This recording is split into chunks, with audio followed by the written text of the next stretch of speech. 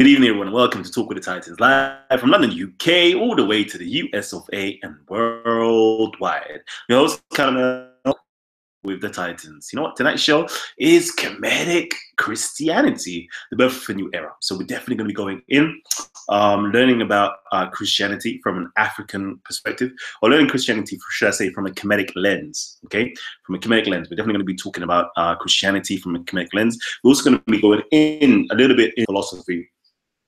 What exactly do Kemetics actually stand for, believe in, you know, what's their worldview and so forth. So we're definitely going to be talking about all of these different topics very, very soon. I want to know, where's my notification gang in at the moment? Oh man, we've got Honey Pharaoh here, Ultra Funky, Raphael, who else? Tahani. Yeah, we've got a few people up here in the building. So what I like to do, get notification gang, salute. All I like to do is do a very, very quick show. Hopefully I can just break it up into very quick sections, because the reason why I want to do this show in particular is because a lot more Christian team members that's coming in, that's subscribing, that they want to know more about the Kemetic philosophy. What exactly is it all about in relationship to Christianity? Is Christianity and Kemeticism even compatible with each other, or are they at the opposite ends of the spectrum? So I definitely Christianity with you guys tonight. Hopefully I don't want to stay here too long. I don't really want to stay here too long at all. Just real quick, short, sharp shows just to kind of get you involved. Hopefully I could just break it out from like one section to a next section and maybe do half an hour to 45 to maybe an hour show in total. Hopefully we can do yeah, Kemetic spirituality. Somebody just says here, Jackson Seville says Kemetic spirituality, Gnosticism. Yeah, pretty much. I won't even front with you. Of course, you know, you have the indigenous ancient Egyptians, or the indigenous Egyptians at that time period, adopting Christianity and had their own flavor and mix to it, and, you know, birthed what we would consider to be Gnosticism today. So very much so, in that respect, yes, you are right. Of course, the prior to Gnosticism or prior to Christianity, what people actually had during that first century AD, first century BC, first century, and we can talk about that going back to the 4th century BC as well. And then we can also talk prior to that as well. So there's a lot going on. So yeah, shout outs to all my notification gang that's actually liking the video so far. Please also let me know if the mic sound is good, okay? Because again, I'm not using my normal mic, so therefore the sound quality might just decrease, may just decrease. So if it doesn't decrease, let me know. But if it's all good, let me know. All right, excellent. Hopefully we should be having a little bit of that medicine man. Ayo, medicine man, I like that smile. So yeah, Medicine Man should be popping in very soon. Also, I know a lot of my family members aren't actually getting the notifications. I don't know why. You know, YouTube trying to block the shine yet again, but like crazy, share the link like crazy, and that way, hopefully everybody can kind of get on board before the show properly starts. So let's see. What should we go into first? You know what? Some key text, actually. Let me actually talk about some key text. If you are coming from an African or Kemetic centered viewpoint and you want to discuss the Bible and so forth, of course, the Bible, Torah, etc., is fundamental. Okay, for those of you guys who are Christians or Messianic Hebrews, you know your Bible is key. King James version of the Bible. I particularly enjoy the King James version of the Bible. You can choose whichever Bible you like, but also we have hints and tips and tricks real quickly when we ever discuss the Bible. So if I could just share my screen with you guys. Let's see if I can share my screen with you. All right. So I'm sharing my screen with you right now. This is most probably one of my favorite apps ever, or favorite websites ever, which is the blueletterbible.org. You can literally type in, you know, whatever you want. Genesis, let's say Genesis 1, okay? Go straight into Genesis 1. And what's so beautiful about it is you have interlinear Bible. So what you can do right now is go straight in and actually read the Hebrew itself. Reshif Elohim bara eth shamayim eth eretz. Okay, so you can literally read the Hebrew right here, and then of course you can go into the Strong's Concordance and actually see, for example, we have no, okay, but it should be Barashif. But anyways, anyways. So right here, you can literally go in, can see what the word Reshif literally means. It means first, beginning, chi, first, choice, part, etc. So this gives you a deeper understanding of what the word actually means. And of course, you can go into the etymon of the word itself. So right here, as you can see, you have the word right here, Resh, which literally means head. Let's quickly go into that real quickly. Let's just see it. It says here Resh, and you can even play it. Here it sounds. Strong's H 7218. Ramath Negev. Second entry. Rosh. There you go. So, and literally means head, top, beginning, principal, company, captain, and so forth. And of course, if you don't know about anything to do with Kemet as well, we have the same word, which literally means head and beginning, but it also has a meaning of south. Okay, the south was the head of the Nile, where we have the word Resh as well. So let me actually show you a little something as well, where we can literally into there you go. Let's just go quickly into the Kemetic dictionary. So you look and see some certain things, and you can see the similarities. So hopefully we've got south. Okay, there you go. So you got Tep Resh. See if we got a better word for south right there. Do we have a better word for south? As you can see, you got the word Resu right here, south wind, etc. Southerners. You can see it's basically the same thing. Okay, Reshi or Resi literally means south. Okay, literally means south. Yeah, I think that's about it. That's about it.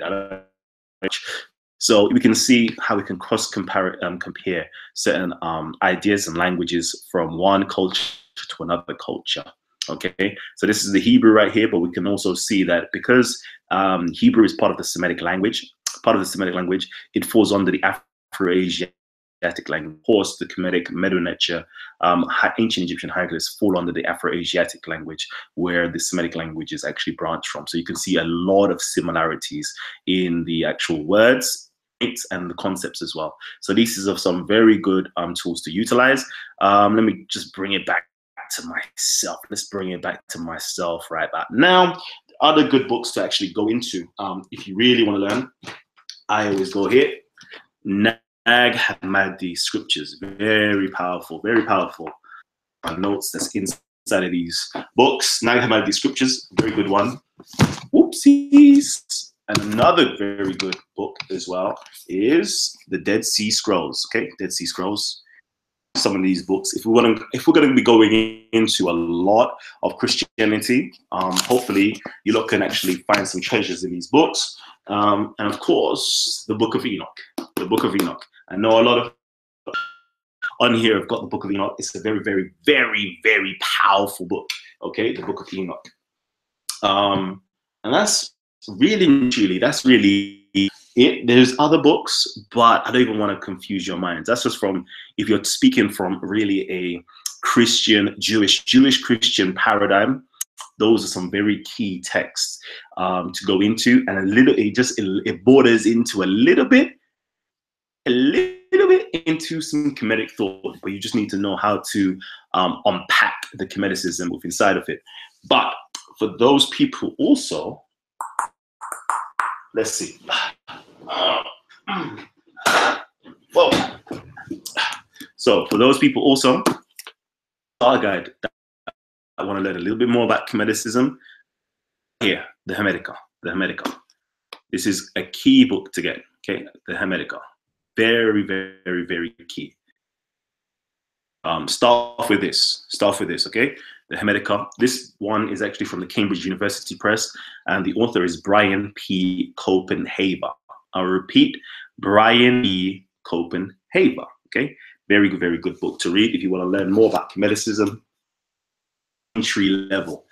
And from there, I would actually suggest you branching out to something like this. the ancient Egyptian Book of the Dead, or the coming forth by day. Okay, this is a very key text to get if you want to learn more about what we as Kemetics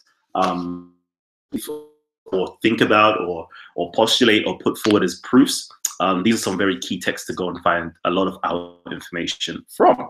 So I'm going to help you guys out a little bit, because I definitely would love to actually have some dialogue, some very pressing conversations with you guys where you can kind of stimulate the rest of us, you know. So hopefully if I give you these key texts to go in to look, utilize some type of intelligence and some type of logic and just start breaking some certain things down yourself and come back and answer some questions, or, you know, probe us on our ideas and so forth. Like, that would be really, really welcome. So please make some purchases. I'm actually going to read some of your comments real quickly. Let's see. So yeah, peace family in there. Gang. Okay. Let's see. All right. Cool. I've read enough. All right. So let's get back into this. So that was the key text. I just gave you some key text. I should have really planned out the show really, really nicely. So we've got some key text right there.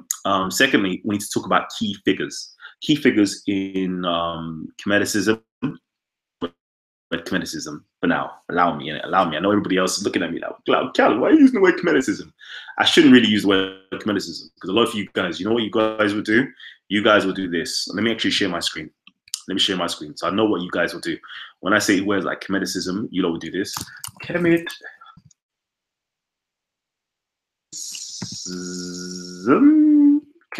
There you go. You lot most probably do this, Kemeticism.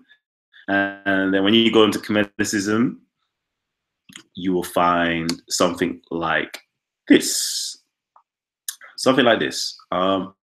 Which is cool. A lot of people like to go towards Kemetic orthodoxy. Now, for you guys, we are not part of Kemetic orthodoxy. This is said by a lady called Tamara Siuda. We're not part of Kemetic orthodoxy. It's something that she's established for herself. But if you would like to learn more about Kemetic, feel free. We can answer questions on Kemetic orthodoxy, but just bear in mind that we ourselves, who classifies ourselves as Kemetics, okay, generally speaking, we do not go to this particular source as a foundation or anything like that, just to let you guys know from the bat. But you know, I actually personally salute this particular woman. Her name is Tamara Siuda. She's actually quite a good Egyptologist, and she set up her own community. So if you would like to find out more of what she has established herself, like, please feel free to do so. A better place for those guys who want the, you know, cheap, easy, free version of learning more, just simply going to Ancient Egyptian Religion. It's got quite a lot of themes that we ascribe to, but before you take it as gospel, please come back to one of us and ask us questions as well. Okay, so these are a lot of information where you can go off and do some research on. Okay, there you go. Anything else? Any Hermeticism? Okay, so earlier on we introduced the Hermetica, and this is to do with Hermeticism. Okay, Hermeticism, again, I know I got you know, my brother, I can't remember his name now. He's at the park, a European guy. He's at the park. He deals with Hermeticism. Kemeticism is literally the same type of thing. Hermeticism, generally speaking, is the latter version of Kemetic thought, roughly during the Greco-Roman periods. So, you know, the Hermetica that I showed you earlier on, that's like produced via the Greco-Roman periods, but it also has how can I say that? It also has a lineage that goes back to later, or should I say early period of time, to do with like much more ancient philosophy. So it ties in beautifully. But if you would like to actually learn more, go into Hermeticism first, because, you know, that allows you to get a footing. Reading books of the various other papyruses, coffin texts, etc., you will get stuck pretty fast. So these are like nice little entry-level stuff to go into. know, it really traces it. Just go and just read some Wikipedia. Of course, Wikipedia, you know, 100 possible. So again, please go back and ask, you know, somebody that you know deals with Kemeticism or deals with the Hermeticism as well. You got the Corpus Hermeticum, which is something I showed you earlier on, which is the Hermetica. Then you got the Emerald Tablets. So any of you guys, yeah, I know some of my subscribers here know or watch The Secret. Let me know who's watched The Secret. That is a powerful documentary. And right at the beginning, called the Emerald Tablet. Okay, it's the Emerald Tablet, which is of Hermes Trismegistus. So this goes back to ancient Egypt. If you watch that, you know, documentary slash self-help video, you will see it in there. Okay, the mysteries come from. First, you got the Perfect Sermon. You got the Kybalion. Let's see if I can just pull out the Kybalion for you guys. Let's see. Ooh. Yeah, there we go. There we go. Let us stop presenting. So yeah, there you go. The Kybalion. Very good book. Very, very good book. All right. We call it The Sacred Wisdom of Jehuti. I don't know if you can see, but yeah, I don't know how I can let you see any better. But these are some good books. These are later versions, though, very later versions, which is really coming to like the modern period, 1900s and so forth, where that book is actually authored from. But it's actually drawing from earlier scriptures, such as the Emerald Tablets is drawing from, and it's also drawing from other ancient Egyptian sources as well. So look it up. These are some books and scrolls and other things that you can get yourself into to learn a little bit more. Yeah, the law of attraction. I see. Yeah, you guys know. Yeah, I love that. The law of attraction. So let's see what else. Somebody's asking about the Gospel of Barnabas. As far as I know, the Gospel of Barnabas is quite late. It's like 16th, 17th century. So we don't actually deal with the Gospel of Barnabas. But I do have a copy here. I'm sure I have a copy here. Here we go. Gospel of Barnabas. Like it. I know the Muslims really love this, the Gospel of Barnabas. It's quite good. It's quite good. It's quite a good book. All right. Let's see. So now, let me see what's going on with you. Oh man, like Brother Nine is in the building. Okay. Optic Christian tying, of course, like Christian tying, right? So real quickly now, I know another subject, another topic matter that most people like to ask about is boom, boom, boom. Like, you see, we have Jesus, right? You see, we have Muhammad, right? You see, we have Moses. Are your key figures? Who are your key prophets and priests and things of that nature? So one of our key figures, I'm coming from a Judeo-Christian narrative. One of our key figures goes by the name of Enoch. Okay, goes by the name of Enoch. Enoch is also known as Hermes. Okay, let's see if I can share my screen again. Let's see if we can pull up some information on Hermes. Again, I'm just going to give you like straight Wikipedia stuff, so it's nice and easy. And I'm only doing this so it's nice and easy, so you can kind of learn. Okay, remember Wikipedia. What does the word encyclopedia mean? Encycla. Okay, encycla. Cycle means circular. To be inside of a circle. And pedia or pedi literally means like a child. Okay, or like learning. Basically, how children learn. So it's like circular. It's circular knowledge, okay? Circular knowledge. So when you go onto Wikipedia, just realize it's very circular. It's not actually specific. It's very circular, where you can just gain loads of information from all different areas. So quickly, let's see. Hermeticism, also called Hermeticism, is a religious, philosophical, and esoteric tradition. Okay, so it's a religious, philosophical, and esoteric tradition based primarily upon writings attributed to Hermes Trismegistus. Thrice great. These writings have greatly influenced the Western esoteric tradition and were considered to be of great importance during during both the Renaissance and the Reformation. Yay! We kickstarted the Renaissance period with the Medici family. Oh man! Anyway, that's another story.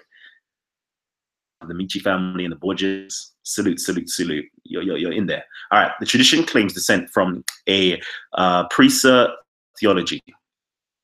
The existence of a single true theology that it presents in all religions, and that by God to man in antiquity. Ooh, I see. See, when I read things like this, I realize, yeah, this is why we don't actually have we don't have this competition. Like we're good, you know, because it just says here, like, our doctrine affirms that the existence of a single true theology that is present in all religions, and that was given by God to man in antiquity. So we just see everybody has a portion of the truth. Everybody has the same truth. You know, they're just having it via different lenses, different tongues, and involved in a different community. So we don't even judge. We're like, yeah, all right, cool. You got, all right, yeah. Say nothing. Say nothing. We're like, you building up the inner man, yeah? You building up the inner man. I say nothing, my G. You do your thing. So we don't really have no issues. We don't really deal with the exoteric. We don't, or should I say the exoteric? Yeah, the exoteric. We don't really deal with the external things where people are literally looking like, oh, why is he wearing a hijab? Oh, why is she not covered up? We don't really deal with those types of things there. We just look at the internal man and look at the nature of the internal man and see, okay, you're good. I see you, family. I see you. Me and you are saved, or others that way. We don't really care for the external dogmas and so forth. So I guess that's why we don't have our many writers, including Latinus, Cyprian of Carthage, Augustine, Marsilio Ficino, Giovanni Pico, della Mirandola, Giordano, Bruno, Campanella, Sir Thomas Browne, and Ralph Waldo Emerson considered Hermes Trismegistus to be a wise pagan prophet who foresaw the coming of Christianity. St. Thomas Aquinas reported that Trismegistus arrived at something akin to the doctrine of Trinity. Really? Okay. Let's actually go into some of these things. Okay. Let's go into some of these things since they've got it here. Quickly go. So St. Thomas, isn't he writing in the, let's see, what era is he writing in? So he's speaking on what we're talking on, our individuals. So he's writing literally in the 13th century, okay, 1225 to 1274, and he basically says here, let's see, what does he say? I read in their works, not in so many words, but enforced by many and various reasons, that in the beginning was the Word, and the Word was with God, and the Word was God, and so on, in which passage the distinction of persons is laid down. Romans 1 and X8, that the magicians of Pharaoh failed in the third sign. That is as regards knowledge of a third person, i.e. of the Holy Ghost. And thus it is clear that they knew at least two persons. Likewise, Trismegistus says the monad begot a monad, and reflected upon it as the generation of the Son and procession of the Holy Ghost seem to be indicated. Therefore, knowledge of the divine persons can be obtained by natural reason. So, as you can quite see there, you know, even your Christian scholars, you could even go, it goes even further back than even that, you know, looked upon individuals or looked upon our particular prophets or our individuals as people that had certain, saw the coming of Christianity, foresaw certain things that was to arise and take place. That's why a lot of Egyptians actually converted to Christianity without no problem. They were like, yep, okay, I see what you got there. You've got, you got this, you got that, you got this. Cool. Okay. I will be waiting for you, Messiah. For that particular Messiah, for those particular Egyptians in those particular vicinities, it was easy for them to convert to Christianity. You ain't no problem with that. Do your thing, G. Do your thing. So that's Hermes. But he's also known by various other names. He's actually known by the title Enoch. Okay, Enoch. There you go, Enoch. Okay. So Enoch is actually Hermes Trismegistus. Okay, he is actually Hermes Trismegistus, and he has a lot of other titles as well. So these are the individuals that we particularly look up to in the Kemetic school of thought, depending on which Kemetic school of thought that it is as well. Actually, it really depends on that, because some Kemetic school of thought there for or need to even try to acknowledge like biblical figures.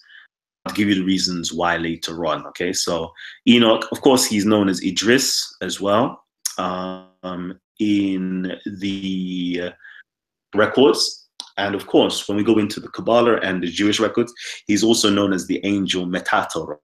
Okay, Metatron or El Shaddai, names. Okay, so this is our particular figure that we relate to. Get most of our information from. Now, the reason why, let me just quickly go into the reason why. Reason why most of our individuals or people from the Kemetic school of thoughts don't really the Bible and the Quran and all those things there. Because, to be honest with you, we see it as a form of other groups and individuals begging affinity with us, time not acknowledging us. Okay, so they'll basically tell you we don't even claim it. We don't claim it at all. Let me just let you know that from the back.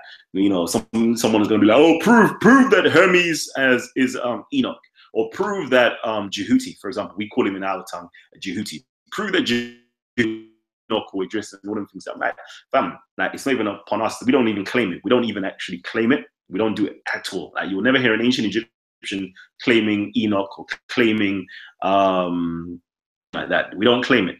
You will find it within inside of the Jewish, within inside of the Christian, and within inside of the Muslim, literature. They will literally tell you themselves that Enoch, Idris, is literally Hermes, who is literally Jehuti, who is literally Thoth. Okay, that's what they say. They make that claim, and they actually practice something called I forgot the word for it now. I forgot the word. What's the word? What's the word? Not euphemisms. What's it called? Hermeutism? I can't remember the word. But basically, the word literally signifies that when divinity or a divine entity into a mortal being, or you turn a mortal being apotheosis actually is the opposite, where you turn a mortal being into a divine entity.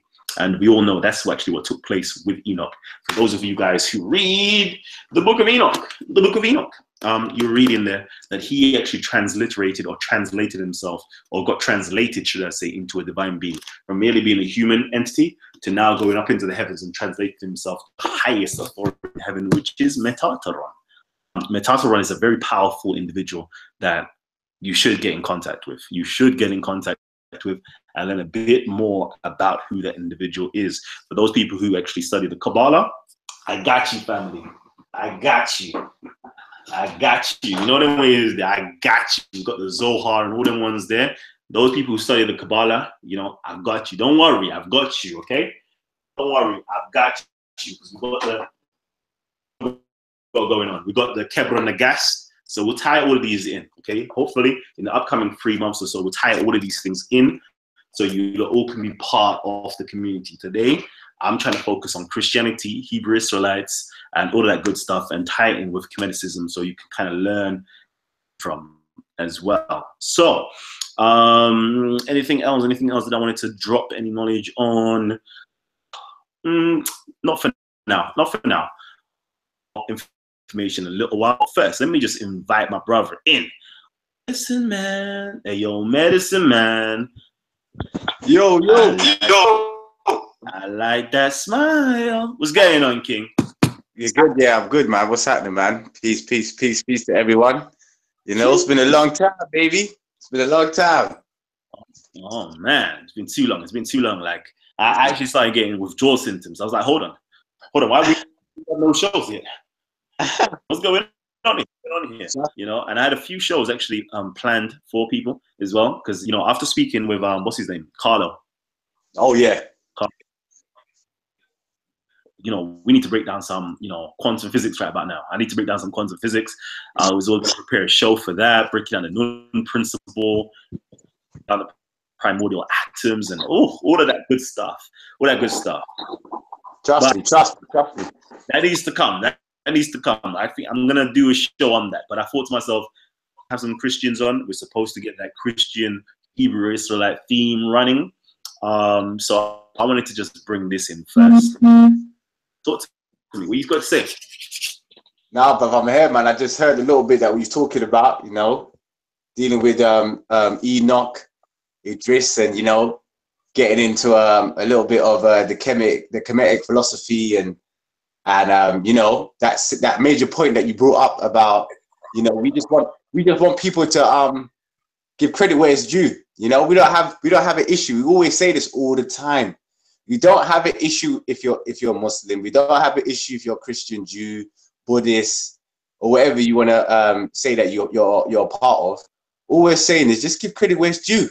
Because if Usher takes a Michael Jackson song and remakes it, and then the people think, he did okay, it was all right, it's kind of bad, but it was still all right, you still got to give credit to Michael Jackson, because he's the originator. He's the one that started this thing.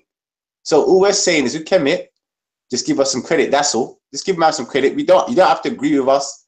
We don't have to agree with you. Just know that obviously your stuff, if you want to be truthful to yourself and you really deal with knowledge and research, you will clearly see that there's definitely some influence from Kemet in most of these religions. That's all. Straight. And real quickly, for those guys who are actually trying to support, I know I've been saying this, I need to actually fix up my GoFundMe. You know, yeah, GoFundMe hasn't actually started yet. But what you can do is there's a Patreon link literally down below as well. Hit the Patreon link. You can go in there, support me on a monthly basis if you can so choose. Otherwise, just simply go down. There is underneath the chat section, there's a bit called a super chat, and you can also donate as well. So shout outs to you, Tom Mason. You know, I know you want to donate. I know you want to show that love. Who else has actually donated? Is actually donated. So shout outs to you guys, man. Talk with the Titans and trying to, you know, keep the movement going, keep the lights on. Okay. So shout outs to you guys. Oh yeah. Before I forget, there are a few other key figures as well. There's a few other key figures that you should know about as well. We mentioned Enoch. Who is known as Hermes, who's known as Idris, who's known as Thoth, who's known as Jehuti. He has various different names depending on which era of time you want to go into. Like, he's one of the most famous, popular individuals in the whole of the world, if not the most influential individual inside of the whole itself. Okay, there isn't a philosopher or ancient person or somebody in antiquity that doesn't. He's actually mentioned several times inside of the Bible itself. Yeah, several times in the Bible, should I say, several times. You do that, you should get keyed up with, and that is a person by the name of Melchizedek. Okay, person by the name of Melchizedek. If you've got your Dead Sea Scrolls and you've got the Nag Hammadi scriptures, you will see that Melchizedek is very much so prominent. Okay, very much so prominent. He was the priest of the Most High, and he was also the Logos, or the Word on earth. So he's a very, very, very key figure. And of course, Jesus is also said to be after the order of Melchizedek. Okay, these are all Egyptian folks. Okay, ancient Egyptian / ancient Ethiopian folks. Okay, so we got on the one hand Enoch, the person that was there before the flood took place. Before the flood took place, he was a key individual. Okay, every type of learning and knowledge and prophecy was given to this individual, who's given to his sons to set up schools and so forth. Coming from that Judeo-Christian framework, you will know about this individual. If you don't know about this individual, I don't know where you've been. He has to be the most higher than Moses. Most Jews won't even want to talk to you about him, but he's higher than Moses, full stop. Why is he higher than Moses? Why? Should I tell you why he's higher than Moses?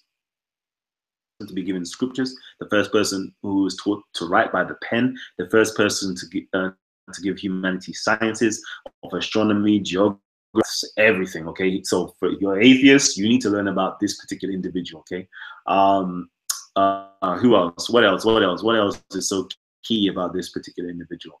there's so much more. There's so much more. He was also known as Metatron, who was also known as the Word. Okay, so I know a lot of you Christians love, you know, you got a three-part of the Trinity, which is the Word or the Son. He was that individual. He was the Son of Man. He was the person who was sitting on the right-hand side, who was the Lord sitting on the right hand of the throne. Okay, so he has his own authority in heaven itself.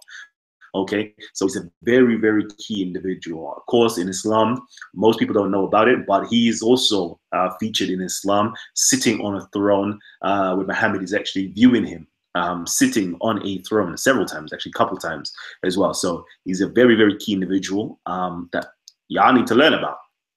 Enoch, Jehuti, Thoth, Metatron, Yahweh. He's got various different names. Key individual. Next, second individual as well, from the Ethiopian Egyptian school of thought, Egyptian. Okay, Melchizedek, another interesting individual that you have to learn about. Okay, he is another individual that gave a covenant over to Abraham,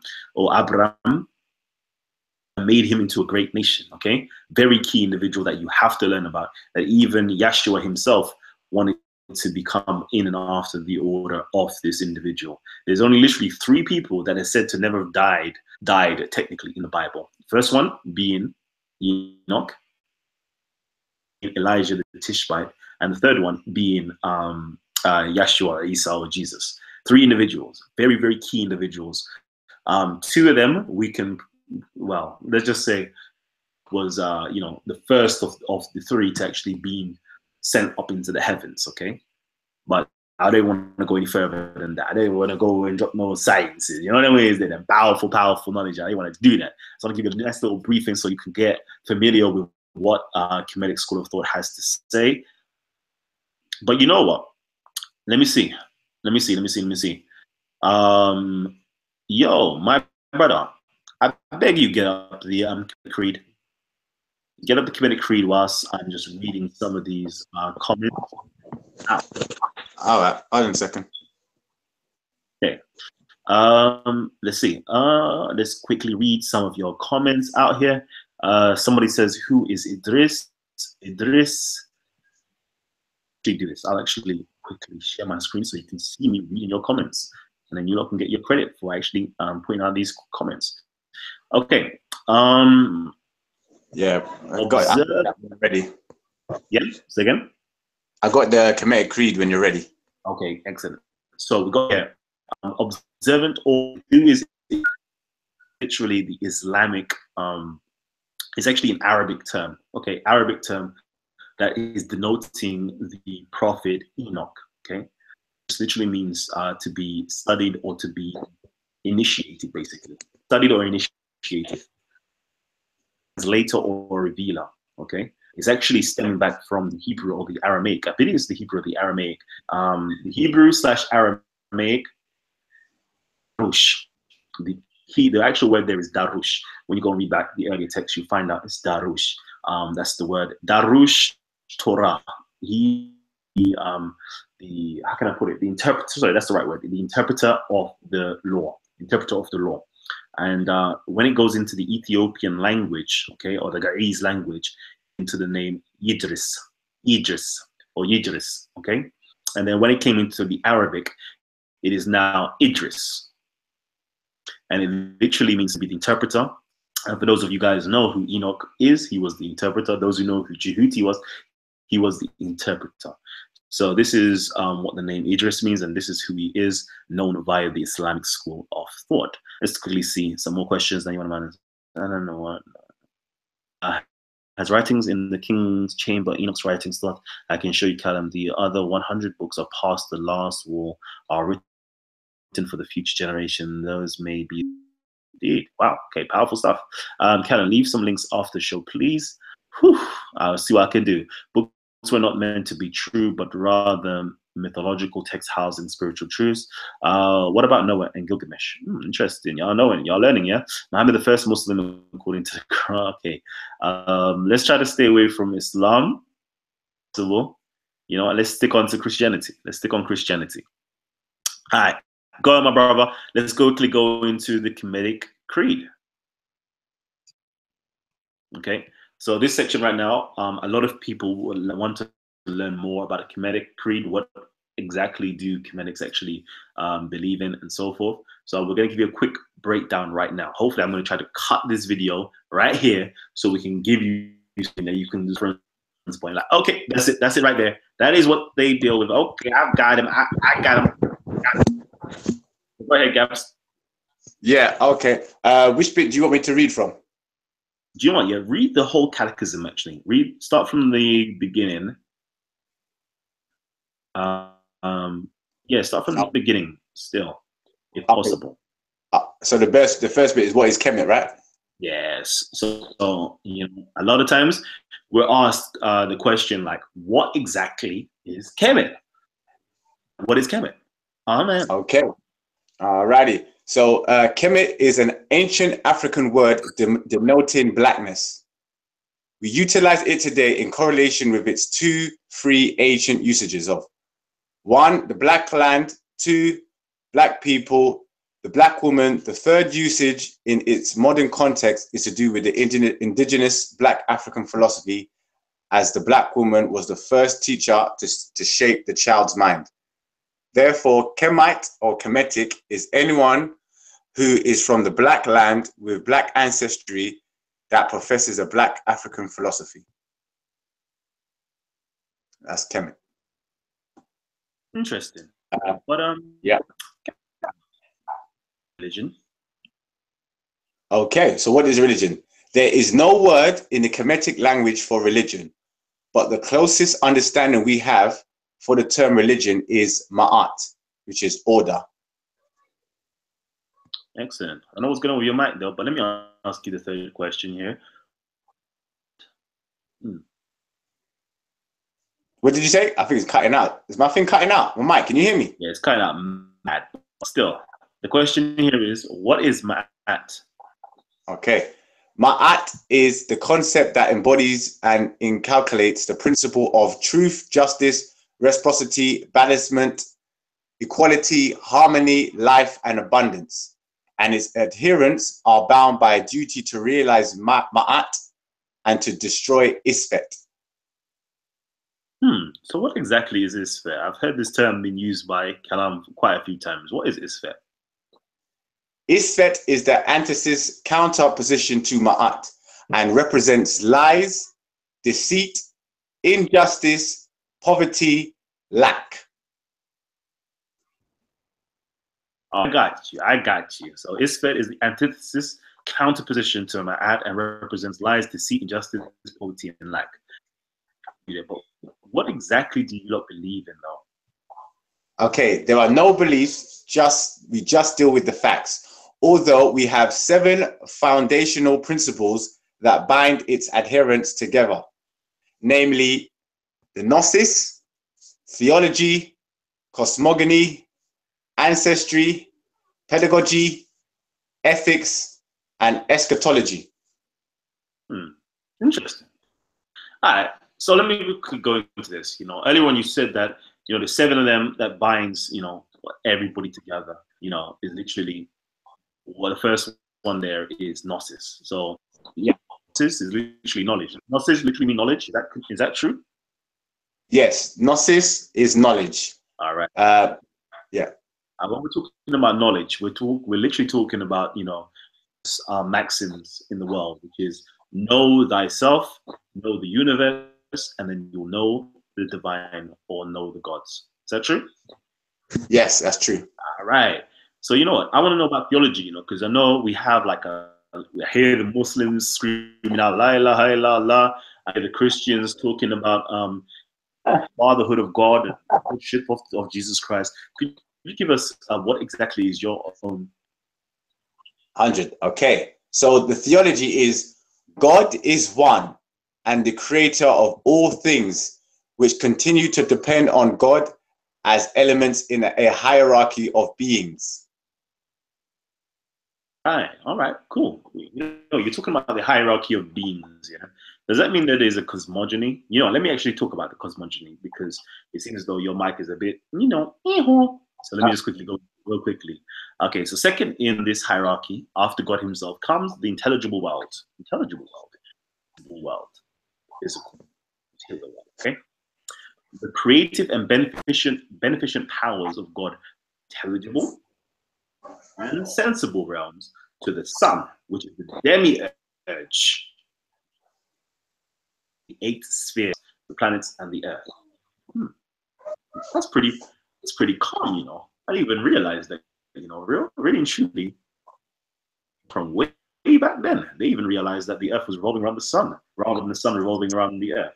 That's interesting. But anyway, I digress. From these spheres depend the daemons, or what we will consider. From these energies, man, who is the microcosm of creation.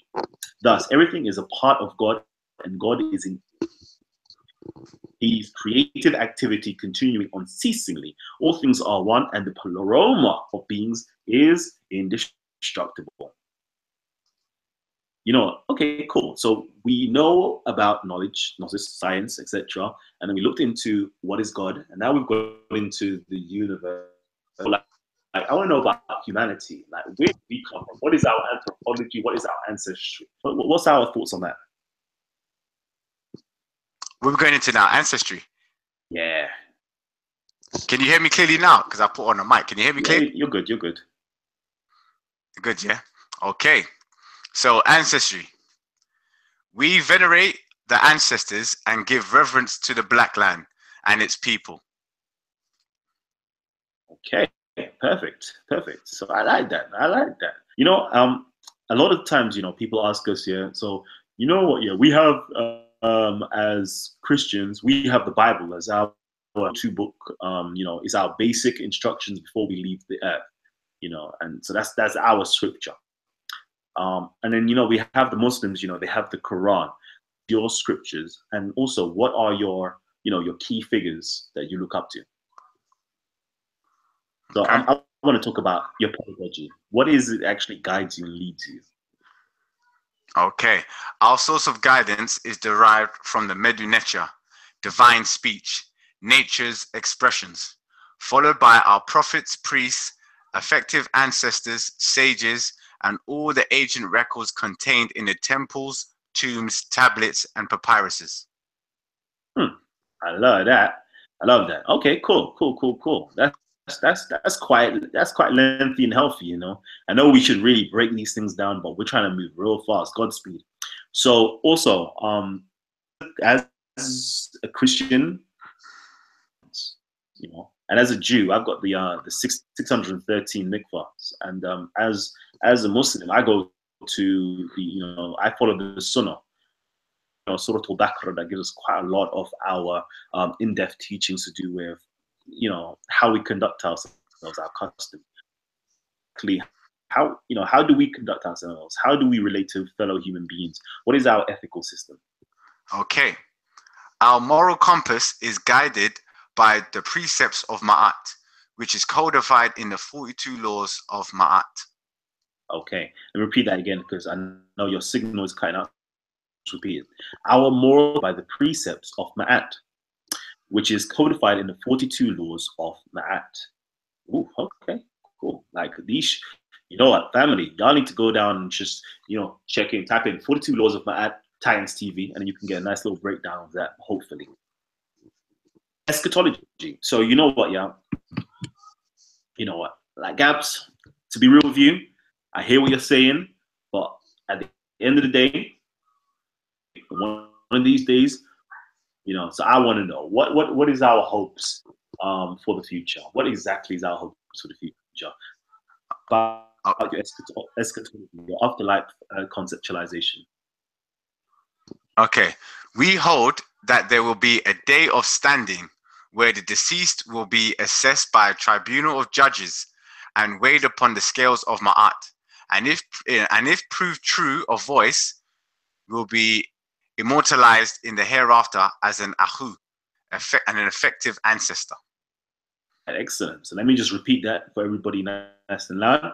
We hold that there will be a day of standing where the deceased will be assessed by a tribunal of judges and weighed upon the scales and it proved true of voice. Ma'acheru, true of voice, will be immortalized in the hereafter as an Ahu, an effective ancestor. Man, Uncle Justin, Uncle Justin. Perfect. Brother, you should be able to hear me now. Yeah, I just clocked on my Wi-Fi. Imagine I was connected to my upstairs is Wi-Fi in it. My neighbor. That's why their Wi-Fi is weak. I was thinking, hold on a minute, why is it my bar so low? So I just looked here. I'm connected to mine, so it should be calm still. Boy, this is still doing some higgity haggada, but still, is it? I ain't gonna say nothing. I ain't gonna say nothing. So yeah, all right, cool. You know, so there we go. That is literally our Kemetic Creed for what actually binds us together. The word that we're using there for creed is actually the word ked. For those of you guys who actually study the Melanin, let me see if I can do this. Can I do this? Yeah, let's do this. Let's actually do this. You know what I love doing is actually just showing you guys certain things. So who are into, you'll find it under the term such as KED. I think. Where is it? Okay, so it's another type of KED. Okay, let me put it in as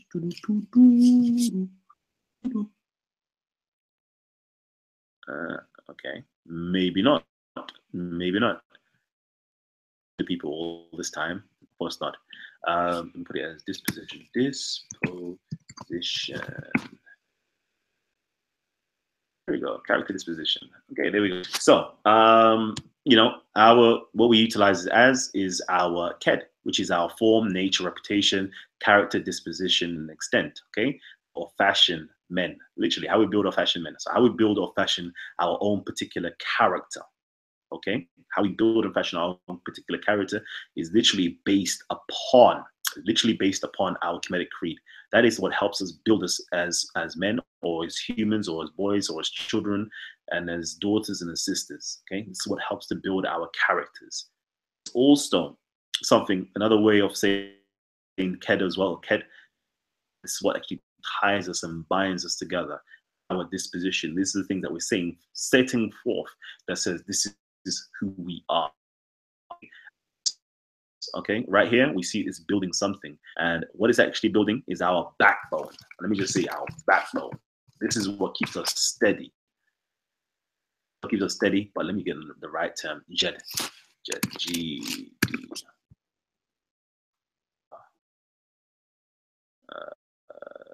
There you go. Stability. Stability. Where are you? I just passed you. Where did you go? This is when you know you're just doing something off the hook. Okay, so this is our Jed. Before, in one of our other shows, the Book of the Dead, we showed you something.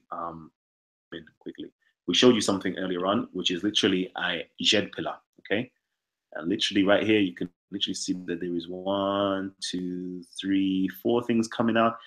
3 things in between. Okay, these are the 4 plus 3. Literally our Kemetic Creed. This is the thing holds us steady, holds us firm, and helps us to endure throughout the times. We're unshaken on these particular principles. Okay, these is literally our backbone that keeps us steady, keeps us consistently. If anybody is from the Kemetic school of thought, they will have no option but to agree upon the things that we've just stated there. I hope most of you will have no options. Okay, make sure that it was completely universal, that we all stand for, be able to actually learn and actually display in our day-to-day life. You know what? There's like here time ago, I realized I don't even think I actually finished it. You know, I was gonna do something on this. Tahuti, the divine who became flesh, the Abrahamic claims to Kemetic thought. Look at this. Educate the public on the Kemetic system, demonstrate the Abrahamic claims of Kemetic thought, elucidate the similarities and inheritance rather than distinctions. Okay. So this is, let's just quick, I'm just gonna go through this real quickly with you guys because I haven't done it. But you know, this is Thoth, Jehuti right there. As you can see here, he's described. I know a lot of you guys know in the Quran, it talks about, or actually in the Quran and the Hadiths, it talks about, which is actually a Greek word from kalamos. You know, it's an Arabic word that actually stems from the Greek word kalamos, which actually goes back to ancient Greek, which is Alaman or Alanu, which literally goes back to the ancient Egyptian word, which is Kalanu, literally means a pen. Okay, I read pen, and this is literally Muslim thought, okay, of the word, or the first thing that was created that brought other things into existence. So let me actually make sense of that. What do I mean by that? What do I mean by that? Okay, so for example, in the beginning was the word, and the word was with God, and the word, created things basically. Okay, the word or the speech was the thing that caused all things to come into existence. But then when we got, and that's the that's the logos, which is inside of the Christianic school of thought. But when you go inside of the Islamic school of thought, they also have the same principle as well, and they call that principle the Kalam, which is really and truly the Kalam as well, the Kalam, which is the speech, the word that brought things into existence. But they actually have something called the pen that literally wrote things into existence, and the pen was actually a speaking pen. Do you remember where it said, oh, what should I write down? Right. Okay. So this is actually the Muslim mind, or the Islamic mind, or the Arabic mind trying to codify these ancient principles into a form to teach their people. Most of the times, y'all ain't even clued up to break this stuff down. I don't know why you ain't clued up to break it down. Because when I see, I'm like, oh, there you go. Is the word of God writing things into existence and speaking things into existence based upon Ra. Okay. And then, of course, we go into the old Roman period. You have Hermes Trismegistus, and then when you go into the Roman period, he's known as Mercury. Okay, a lot of times y'all don't even know. Y'all actually revering our ancestors. Okay, but y'all don't even know it. What do I mean by this? Y'all be rocking your Hermes belts, right? I bet you don't even know that Hermes is actually talking about Jehuti, right? Jehuti, right? And I know a lot of times y'all saying, "Oh, look at that top over there." That top over there. Look where it's all stemming back to, but that's another thing. But anyways, I was going to go into something called humorization, just spoke about it earlier on, and apotheosis. Okay, I'm going to break this down one of these days. I'll break this down one of these days. Still, I'll give you some of this stuff, but you should just go and check up what this stuff is about. Targum Jonathan, the Sanhedrin, the incarnation bowls on Montgomery. Go and check these things out. Let me just quickly drop a little stuff in here, so when you lot got time, you lot can kind of see. You lot can kind of see. But that was a little. Let me just show you a little something, a little preview of a little something that I was working on. So drop you lot some real good fire and some heat. So you saying, family, talk to me, King. Talk to me. Hold on, we got over 75, 80 people tuned in live right now, and we've only got what, 45 likes. The ratio is cool and all, but let's get the likes up. Let's get the likes up. I know this is just a quick show. Let's get the likes up real quickly. And of course, I'm actually going to try to bring a few of you guys in. Let's get a few of you guys in. Family, anything to drop? Nah, bro, I'm just here, man. Just waiting, chilling. Just waiting in the wings, B. You know what I mean? Coolio. All right, so I'm going to drop the link. Okay, so hopefully we can kind of shut this bit down. Yeah, let's shut this bit down, and then let's open up a link. Make these shows. I want to break up those particular elements that we spoke about into some short segments. So if anybody wants to learn more about it from a Christian or Kemetic, just go like, okay, that's my reference point. Let me just go there and learn a bit more. Yep, okay, I got you.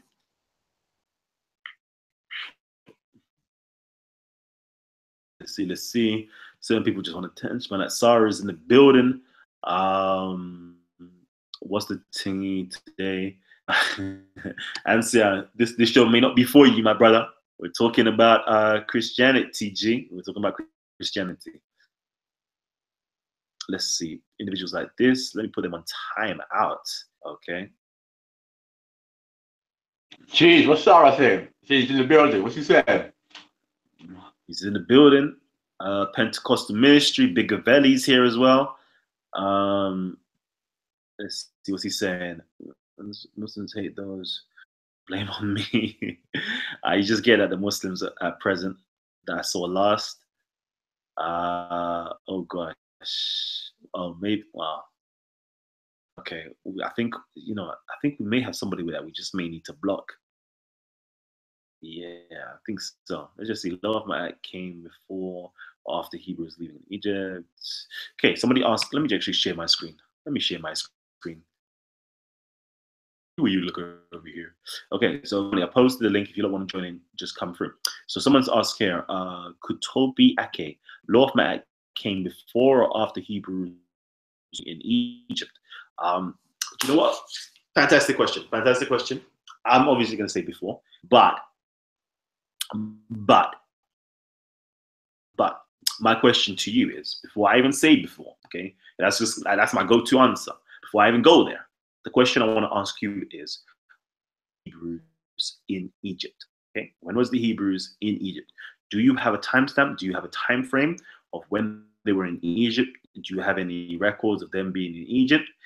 After you answer that question, then I'll answer and say yes, and then I'll say, okay, you should show your evidence to provide. Look, this is when they were in Egypt, and then I'll show you. Look, this is when the laws of Ma'at were actually written down.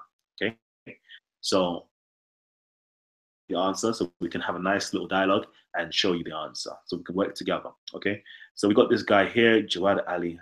You're racist. You're racist. Don't ignore me. Say yes, he was, and this and okay. See these people, and now I know why. Because Sarah's like, oh gosh, yeah, we have these trolls that have come in just to cause chaos. Like everybody's enjoying themselves, and then they have to cause chaos. Jawad, Muslims hate theirs. Don't put the blame on me, man. Like bigger Kemetic guys, why don't you debate on the topics with Shabir, Yosef, Hamza, Abbas, Jab, and others? What topics? What topics would you like us to debate these individuals? Individuals aren't very clued up on Kemet at all, so they won't be able to jump in our lane. That's number one. And then lane, which is clearly your naming Muslims, when we jump into their lane, we kind of get labeled as bullies. You know, when it's there, we get labeled as bullying Ham, and it seems as though we know their scriptures more than they know their own scriptures. Minus Muhammad Hijab, I have to give Muhammad Hijab. He's good. He knows his stuff still. Minus Muhammad Hijab from that equation. So unfortunately, most people aren't clued up on Kemet. Debate them on Kemet because they don't know anything about Kemet. And if it's to do with Islam, we've done that. We've done that week upon week upon week. We've been educating a lot of these individuals on how to think properly as a Muslim. Jawad, go pray. It's not Islam Day today. Okay. Seems one-sided. Why isn't anyone on the panel to dispute their opinions? Indeed. Again, I'm going to post the link. Very fair point. Why isn't there anybody? So if you would like to come onto the panel, the option is definitely open for you. We've got my Moorish Dawah brother that's here with us. So we can get involved. Islam says the Quran wasn't created making that God. Okay, let's just quickly go.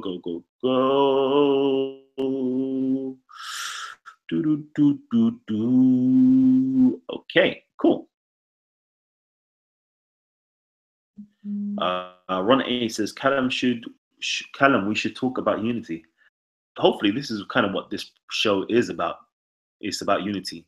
I'm actually trying my very best now to incorporate Christians / Hebrews into the mix, and we're going to focus more on their scriptures up to speed. Also, elucidate some of the Kemetic teachings to them as well, if they may not be already clued up on it. So we're doing a bit of sharing, come onto the platform and actually educate us, and share some information with us as well. So this is all about unity. Hopefully we'll have a better and a different response than we have had with other communities that we've tried to share information with. Okay, hopefully this community aren't going to be standoffish, going to be arrogant, aren't going to be hurling abuse and insults and wanting to fight us. And I don't think this community are set up like that. Very good unifying.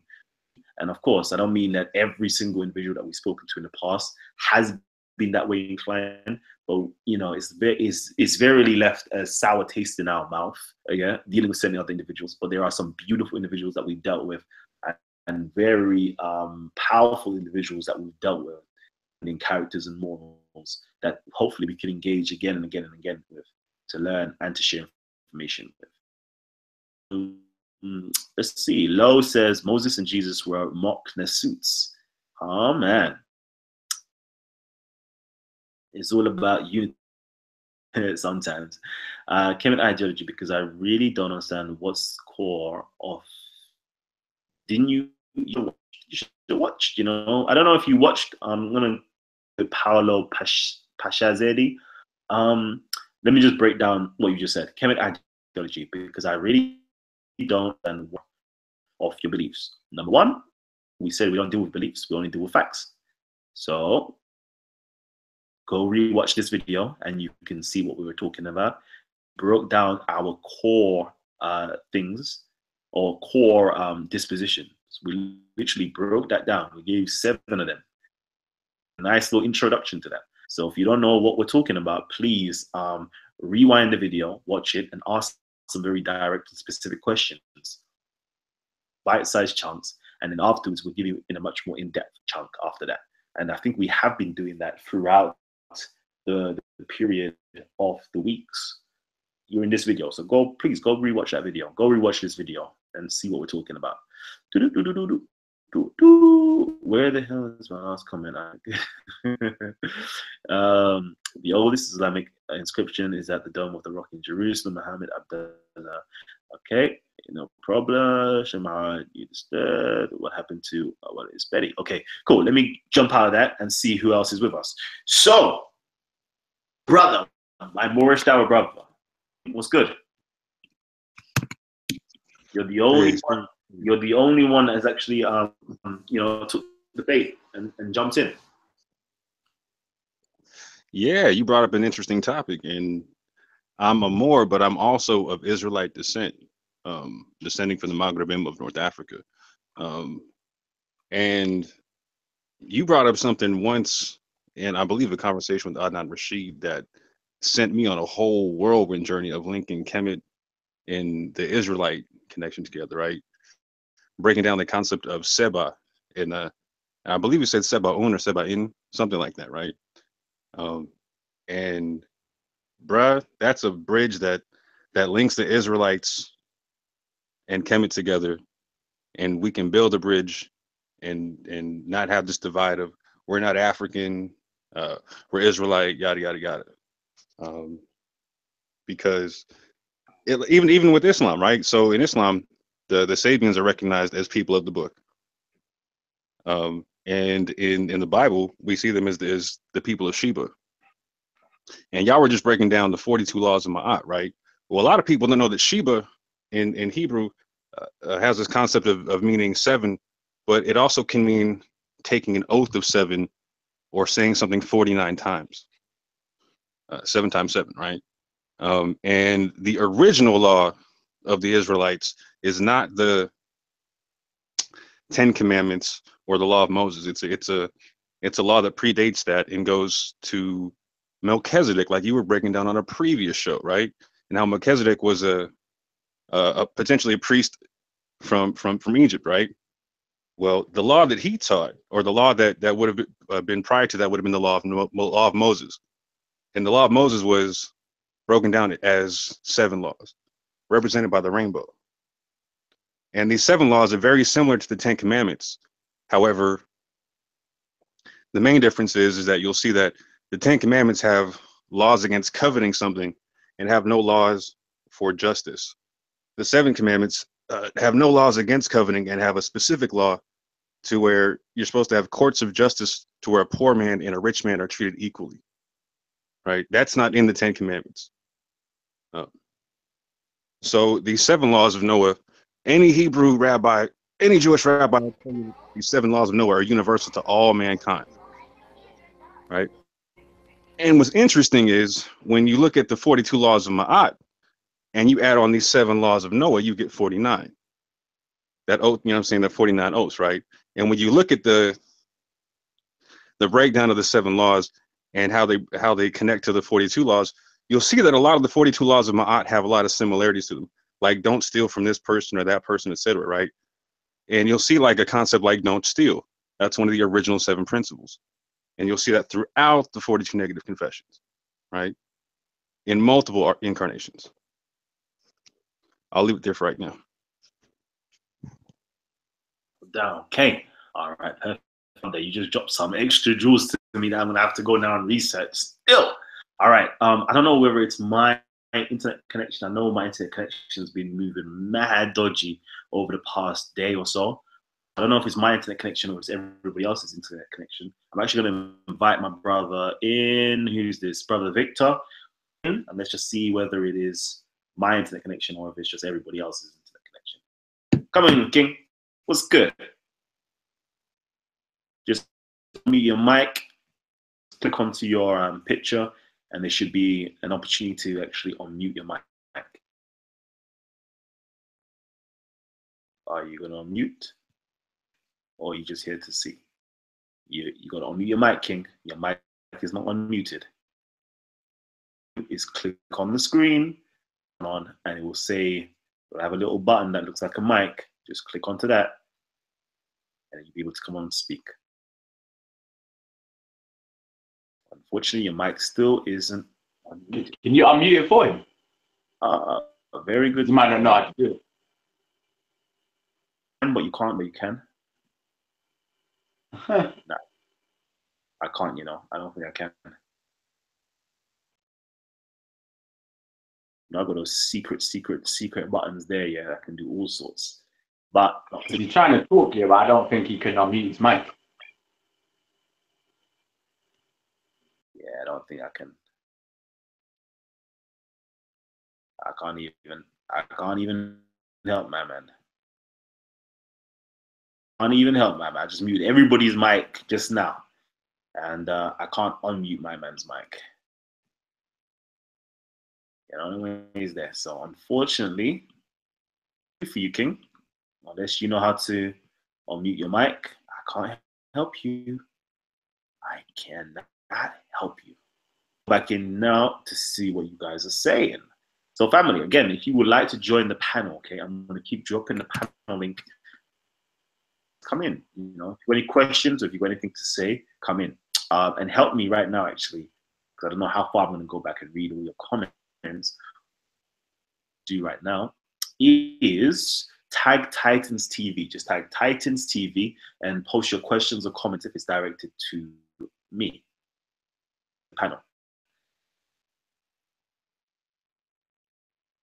Okay, so I think Aki99, I think I need to do a quick timeout. And then after this timeout actually lapses, if he's talking some reckless talks, I think I'm actually going to remove you and block you from any further interactions. Let's see.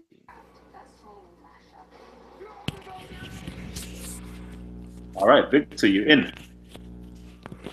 Am I here? You hear me? Yeah. All right.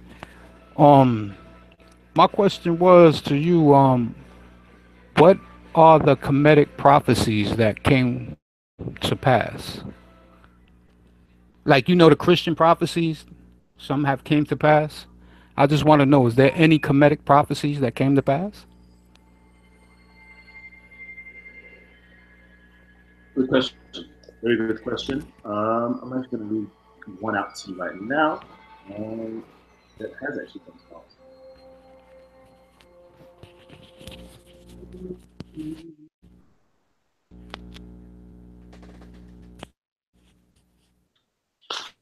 So just bear with me. Since you're asking prophecies, I just have to find it.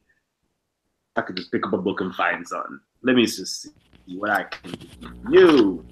All right, cool.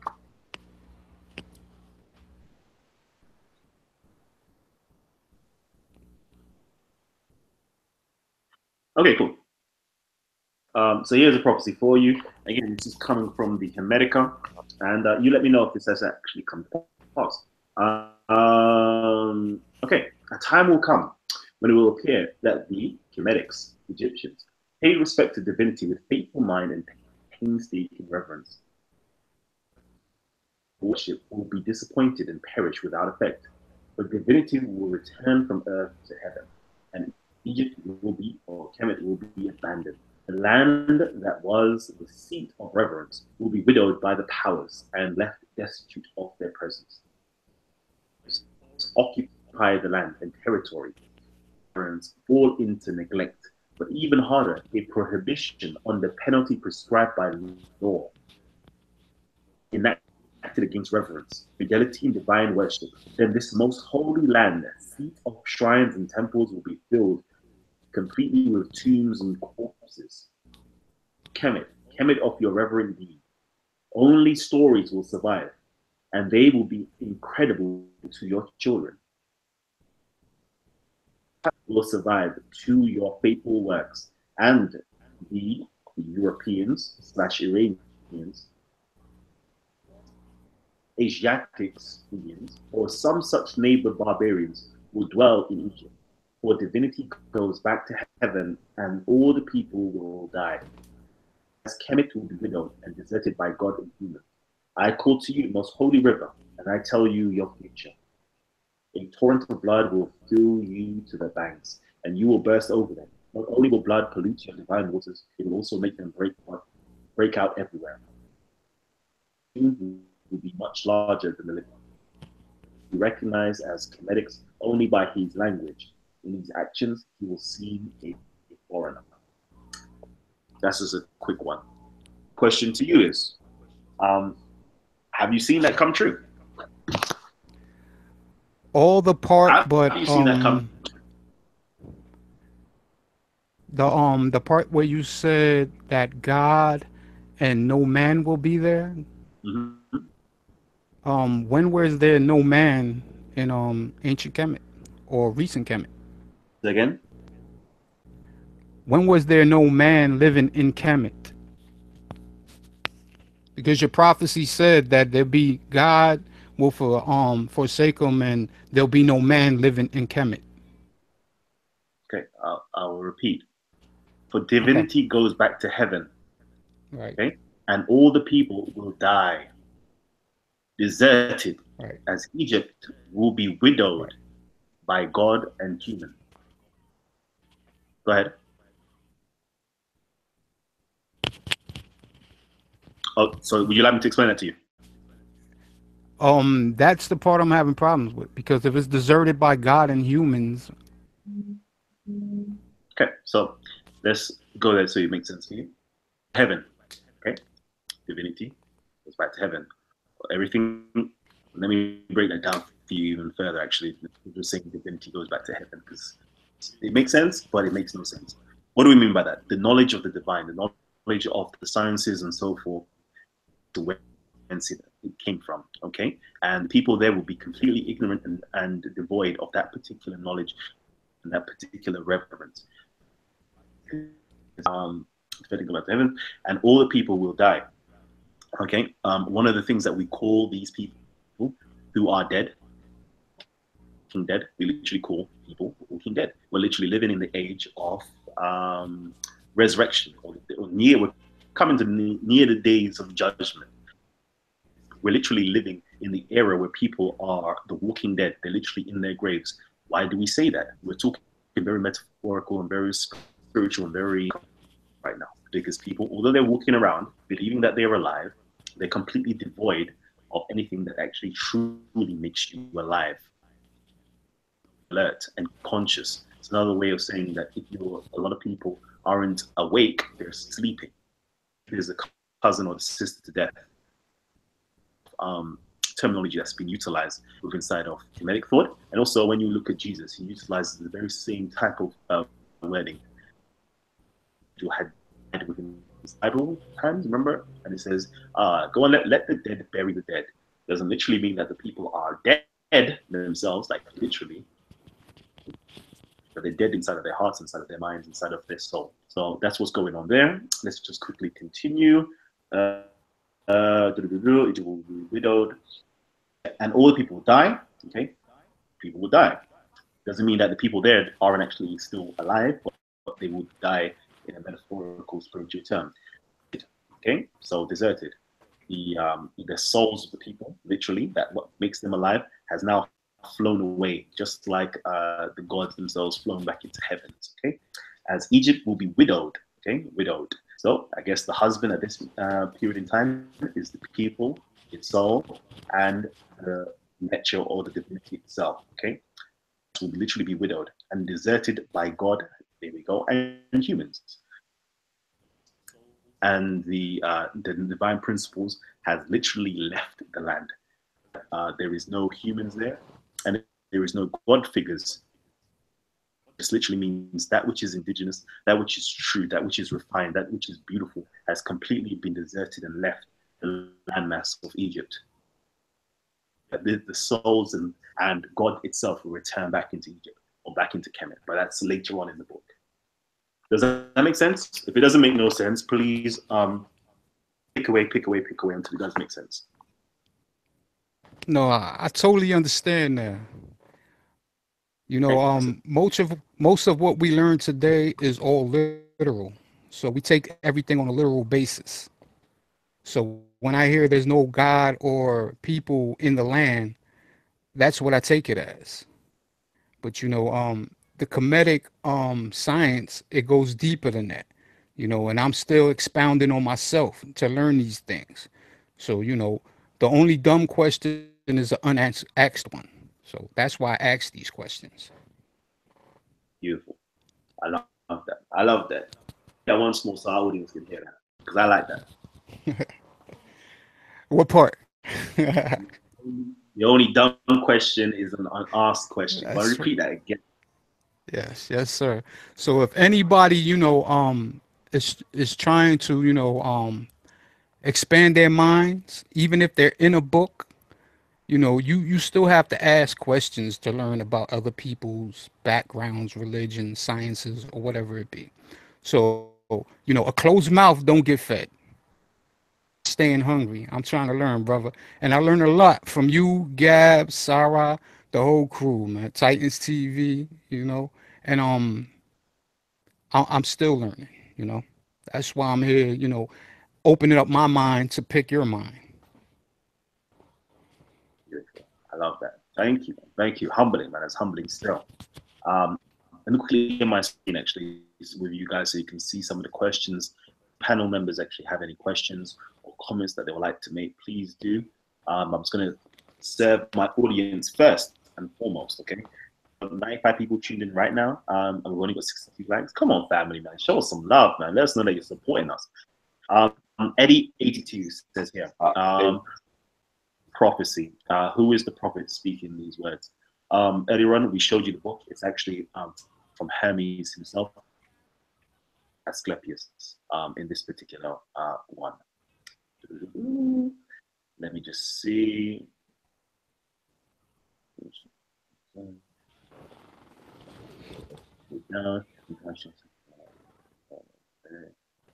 Okay, all right.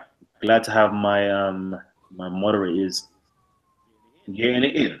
I did see another question. Let me quickly go back up. Where's low at? I'm sure I saw it from low. The day the horn will be blown and we will gather the criminals that day, blue-eyed. Callum, do you think this ayah is racist against white people? No, too, or sorry, do you have an answer? Anybody else on the panel? I know of, for example, the and also the Nawapians that actually utilize this verse to basically state that the blue-eyed are literally the Europeans, and that, you know, that's who it's discussing. I don't particularly hold that ideology, but I do know of that ideology is out there, and I guess we need a Muslim to explain it to us. What does it mean by the blue-eyed on that day? Okay, what does that mean? And then we'll have to weigh out what the Nawapians / the Nation of Islam is actually saying. The two, or we find out what else people are actually saying.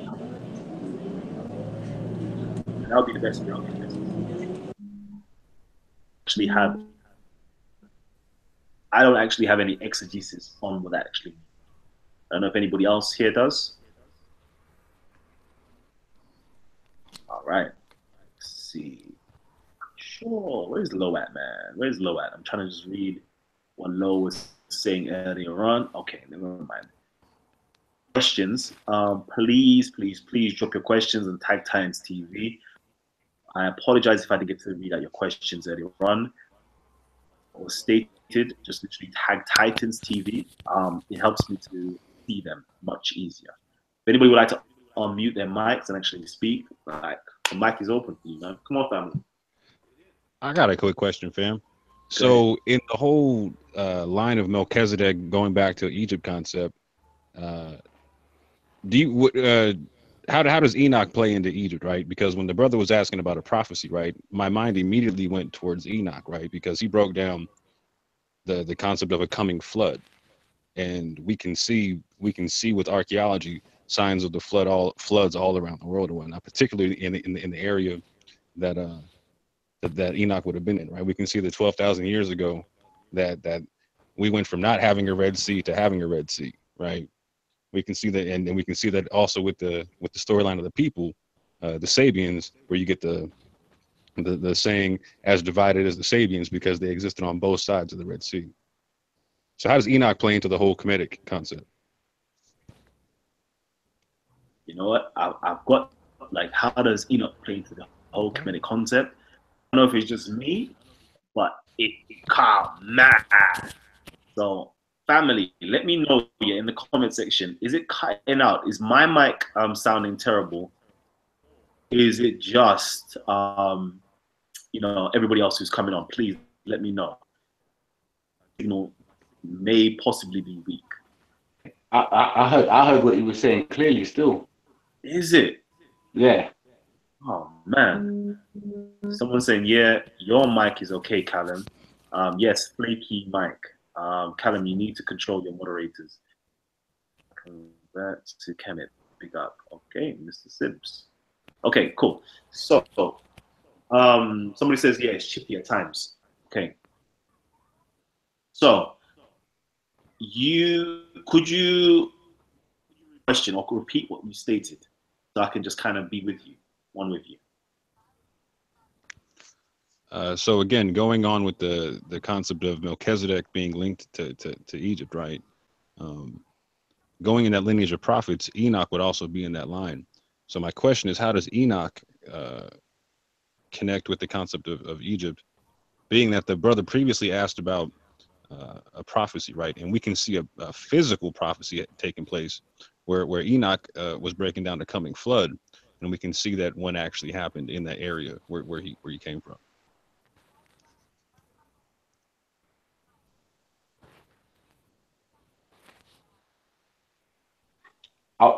I was going to ask a question, but go on, Brother Kalam. You can say something.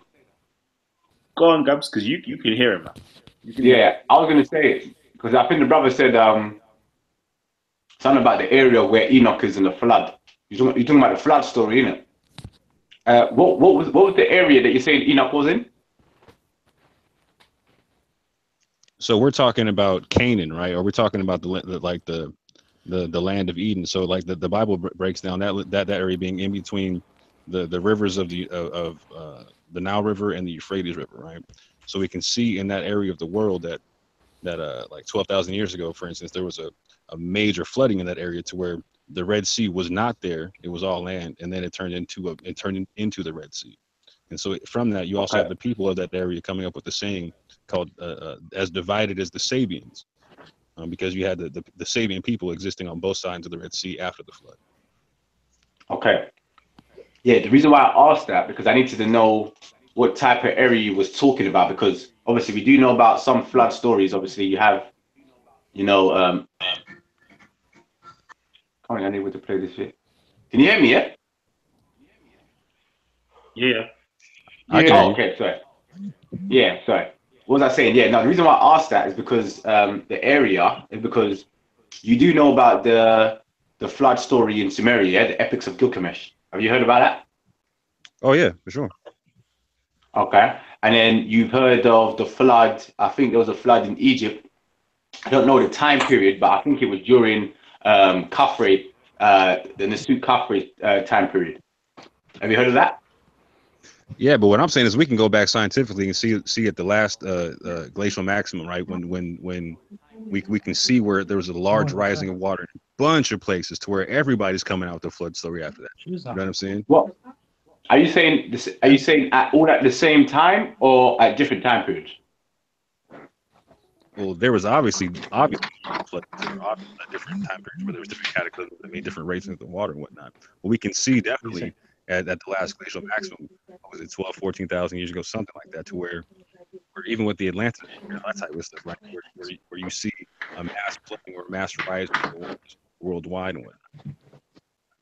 Okay, and what you're basically trying to say is what with that the prophecy that what? Can anybody So hear me? Enoch, Can I say something? Enoch wrote down this.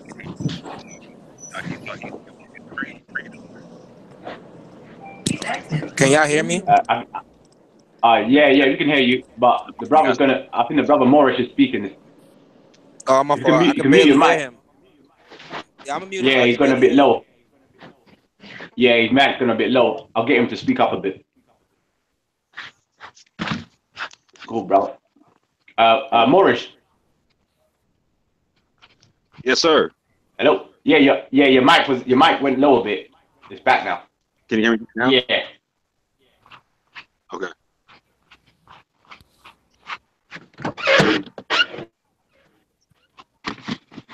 You can continue. You continue what you're saying. What did you say? I didn't hear you finish. Oh, what was the last thing you heard? The last thing I heard, you was about to explain about the prophecy of Enoch. Yeah, so in the book of Enoch, you have in the book of Enoch, you have they talk about the coming flood and whatnot, so it's gonna happen after the flood, right? So the brother was talking about sometimes prophecies aren't literal, and that's one that actually is literal, that has archaeology to it and whatnot, right? And so what I was saying is if you connect Melchizedek to Kemet and you connect Enoch in that same line of prophets and whatnot, you're going to see a connection to an actual physical prophecy that you can actually check out with archaeology and whatnot, not just look for spiritual signs of. You know what I'm saying? Oh, okay. Yeah, I get your point. That's cool. Yeah, I get your point. Yeah, I heard that too. I've definitely kind of agree with that. Yeah. If I could interject and throw a little statement on this, the Great Flood. I did a little research on it. I was watching a few documentaries from various sources. It appears, like you said, besides the archaeological evidence, which they found, in our day, in our time, but the last ice age was approximately ended 12,000 years ago. We know that humanity and people have been on Earth before 12,000 years ago. So therefore, one of the reasons why the flood story is so vast, and you can find it in almost any civilization, is because there was a people in all parts of the world that seen it and possibly lived through it to tell about it. That's why most of the Great Flood stories, like you said, in Egypt, Sumeria, Enoch, even as far as to the Western societies as South America, and even Far East societies as the Chinese, have all the Great Flood story, because at that time, pretty much people were already on the places they are at. And it happened. It's a great flood. It's the whole top of the earth was frozen in ice. It's a lot of water. So it's going to reach a lot of places. It's going to affect a lot of people. And scientists are now going back in time. Like you said, the archaeological evidence points that at this point in time, there wasn't water here. There's not water there. The main reason why so much people talk about it, it actually coincides. Literally, everyone talks about it within, you know how they can't exactly date it, but it's within the same few hundred years or so. You know how carbon dating is a little inaccurate. So pretty much everyone's Great Flood story literally happens pretty much kind of at the same time. It's like literally at the same time. So the Egyptians seen it the same time as the people who in Sumeria seen it, especially Egypt and Sumeria. They aren't that far apart from each other. So if one land is seeing a Great Flood, Sumeria is only but so far from Egypt to not see that as well. And like I said, archaeological evidence does back it up. So it kind of is a fact. The Great Flood really did happen. Okay. I was gonna ask you a question, brother. On what you said, I don't know. I'd have to check, but correct me if I'm wrong. I will still check on it. But the Ice Age, Mm-hmm. I don't know whether the Ice Age was a worldwide event. I don't Um, know. I don't know it, if they had it if it there's was a more. world. No, but he's referring to the I, last potential maximum. the It's last, yeah, the ice age. There's multiple ice ages. There's been multiple ice ages where the whole entire world was frozen over. Me and my brother Phil, he's in here now. Me and him, I looked that up because we had a little ice age debate. The last ice age was ended 12,000 years ago. Mm. Now, at 50,000 years ago, fact, the Earth was still frozen at the top. The ice age didn't, in fact, cover the entire. The last ice age didn't cover the entire planet. It covered like most of it, like the northern part. Um, that's it that's moved a how. couple times. Yeah, that's how modern humans. I put it in. I'll attach to the group chat. Modern humans at 50,000 years ago used the ice age to explore Europe and the Americas. So at 50,000 years ago, the top part of Earth was covered in ice. Not all of Africa, but it did reach down to some areas. But mainly Europe, you have your whole northern hemisphere was ice. The southern hemisphere wasn't. That's why now the northern hemisphere experiences winters, and the further south you go, the winters get lighter and lighter until you don't have one. Yeah, that's calm. And Yeah, I that. posted something in the chat with Dr. Shamarka Keita, a world-renowned geneticist, corroborating that there were no Caucasians on the Earth 60,000 years ago because they was trapped in the ice. So 50,000 is within the time frame of after 60. Then when we went down to 50, that's when things started melting, and that's when they came out of the ice age.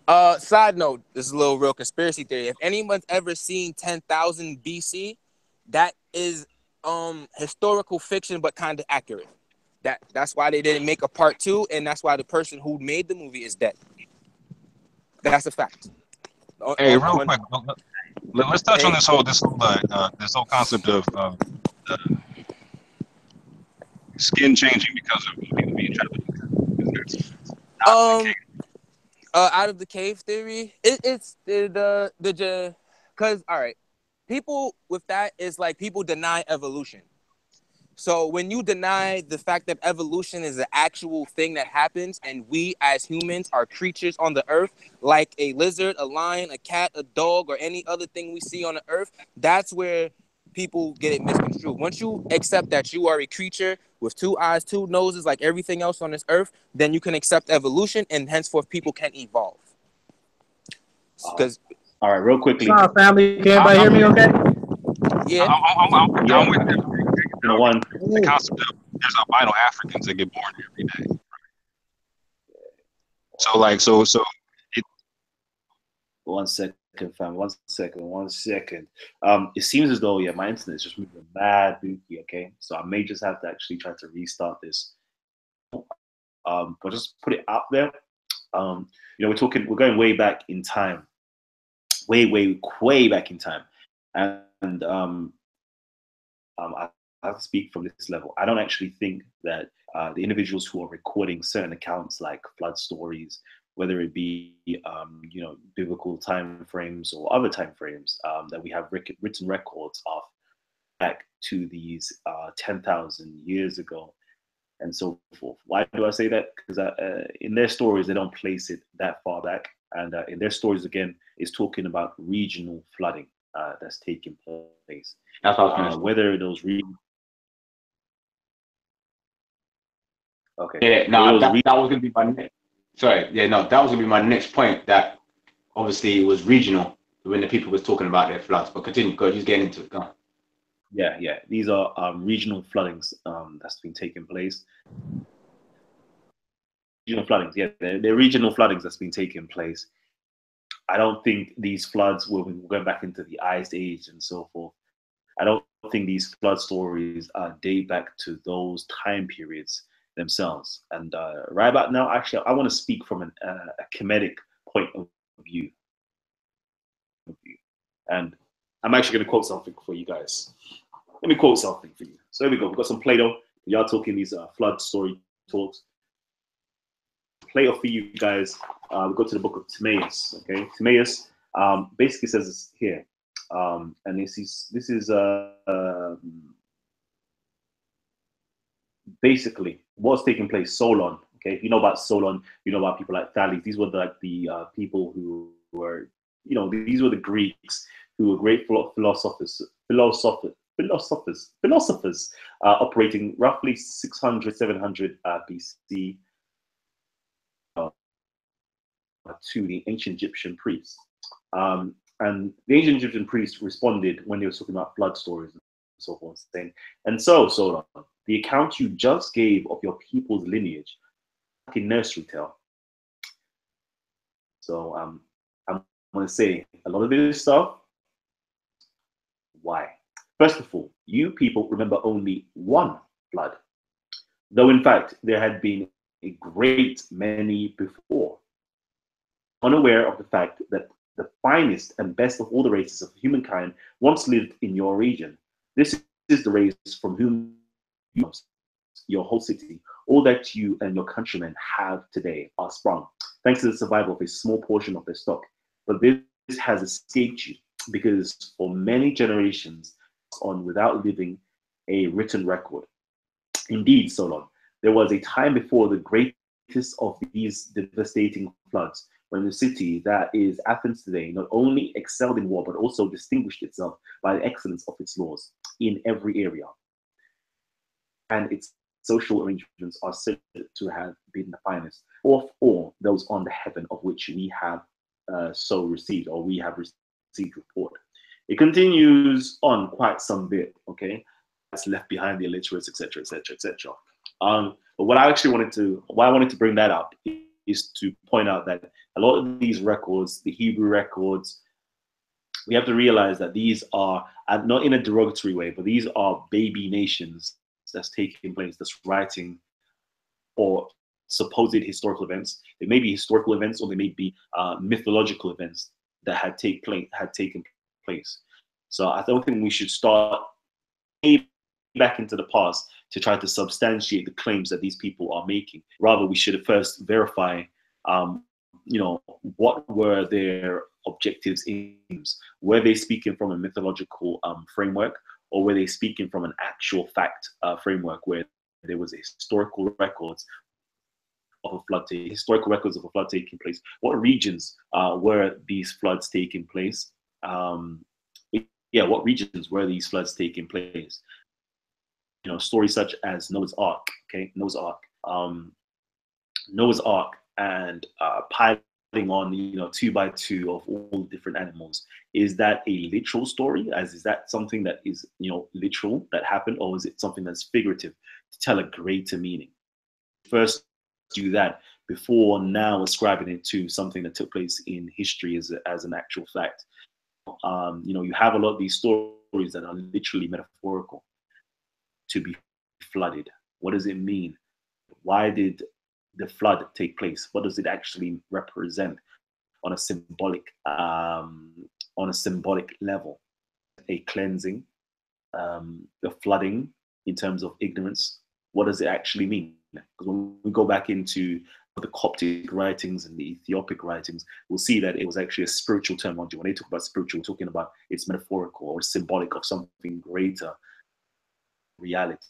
What does it actually mean by you know, putting on the ark 2 by 2 all the different animals? Is that something that is literal, or is that something that's figurative as well?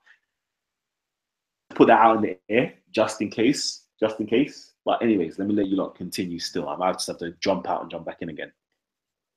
See, that's why I asked that initial question about where does Enoch fit into the whole concept of Kemet and whatnot, because again, like I was stating, he would be a pre-Diluvian cat. He's like, so linking him with the Hebrew writings and whatnot is not necessarily fair to Enoch if you're going to look at it like in his tradition, right? Because he's not coming after the flood. He's not a Hebrew dude. He's prior to that. You know what I'm saying?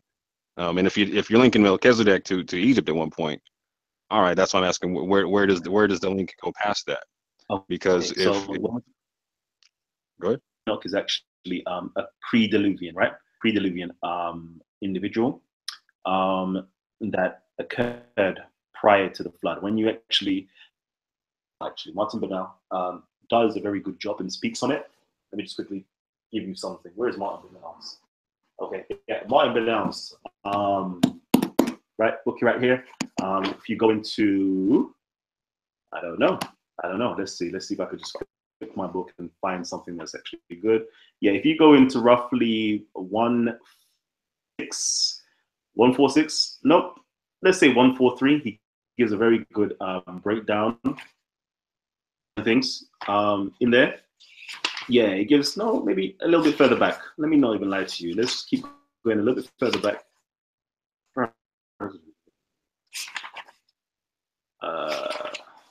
Real quickly. Yeah, he goes in, he goes in quite some bit, and he actually breaks down a lot of that information of what could be taking place with that flood story with Enoch and Cole. I don't have the time right now to actually find it. So from roughly page 130 onwards, if you have got this book, you will find it in there, talking about Enoch. But again, yeah, Enoch is the representative of Jehuti, okay?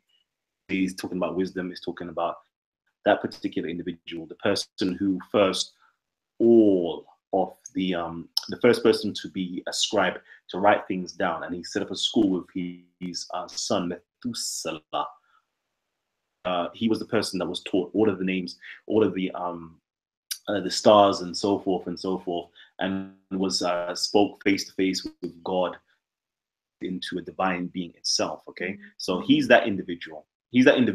And when you really look into it and you see, if you read the book of Enoch, you'll literally see that what it's talking about is hieroglyphs. Okay, what it's talking about is hieroglyphs. He was literally taught the words of God, words of nature, divine speech itself, describe these things, and these are the hieroglyphs that we have today. And he was given it to his particular people, his particular tribe, to preserve this knowledge, to inscribe it in stone, where a great flood would actually engulf the world.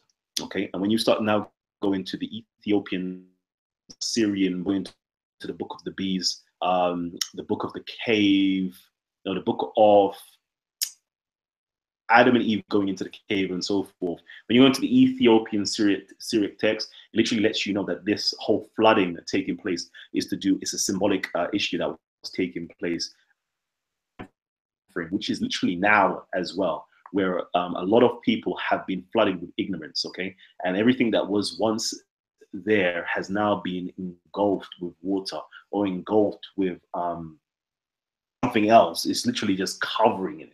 And we're just simply waiting for the time where what's now and dissipate, and those monuments will now start to rise again. And that information, or that level of information, into our consciousness again, where we can become godlike human beings, where we can now start to walk with God again. So when we're talking about how does Enoch relate to ancient Egypt, okay, and he was there during the time of Egypt. Egypt itself never faced a flood like that. It faced its Nile banks being flooded, was protected. Okay, it never went under a flood itself. And if there is any information to say that it did go under a flood, I'm happy to be all ears. But as far as I know, within the last 6,000 years of its history, there's never been a flood whatsoever at all. Able to preserve that knowledge. But when we go back into the symbolic story yet again, this person who is known as Melchizedek, which comes later on after the flood, during the time of Ibrahim, metaphorical story of having no mother and father. He was actually there on the boat during the time of Noah, and he was now transported into a garden somewhere until the time comes where he will now be placed here to set up his own city and so forth. Really a figurative story. Melchizedek back to the time of Enoch and back to the time of Noah, that he had the information, he had the knowledge and information that Enoch once had, the knowledge and information that Methuselah and Noah once had. He was banished from the face of the earth where nobody had this information. He was banished from the people, but then he came back during the time of Canaan or during that landmass of Canaan with Ibrahim, and he was able to pass on a certain portion of that information to Ibrahim and his covenant. So there's a lot of figurative speech that's taking place. Read it, but you really have to read it with an eye, and not just with your literal eye. You have to read it with a symbolic or your third eye. With an open eye, you can see the literal as well, though, because like you just said, Thoth. Like if Enoch is Thoth, right? Then you're saying that Thoth was taught all the names of the stars, etc. Well, okay, that goes into the concept of Seba again, right? And so the in the lineage of Enoch, Melchizedek, all that kind of stuff, right? The understanding is that the religion after the flood, the universal religion after the flood, it would be followed by the Sabians. You know what I'm saying? And so again, with that Saba, like, so in Islam, bro, that the Sabians historically, when they were found, they're like, who are you going to follow, right? Like, are you part of the people of the book or not, right? They couldn't tell because they were called star worshippers, right? People who follow the stars, right? So in this concept of Enoch or Thoth being taught the names of all the stars and being pre-antediluvian, right? We can see that around the world that there was people studying the stars in observatories at high levels of technology, right? Reproduce now, right? Being linked to these Sabians that you brought up at one point in time, right? These people who studied the stars are these teachers in Egypt, right? So I'm saying on a literal sense that these people are studying stars, right? They're studying star time, and they're studying stuff to the point to where they have this calendar of star time that takes eons to calculate and actually manufacture. They're going to have the ability to foresee, hey, there's at this juncture in time, we're going to be passing through something as a planet that's going to potentially bring a flood about, right? Something's could potentially crash into blah blah whoop doo. You know what I'm saying? So predicting the future and physical events with that knowledge it's not something far off, is all I'm saying, right? There's a figurative aspect, sure, but I'm saying you can also look at it and see a little aspect, right? Because you can go back to that story of Solon again, right? And in the Timaeus and the Critias, right? And see that whole time period of Atlantis being flooded goes right back to that whole time period of that last glacial maximum that me and the brother talked about, right? So you were talking about Mark. Can I? All right, finish.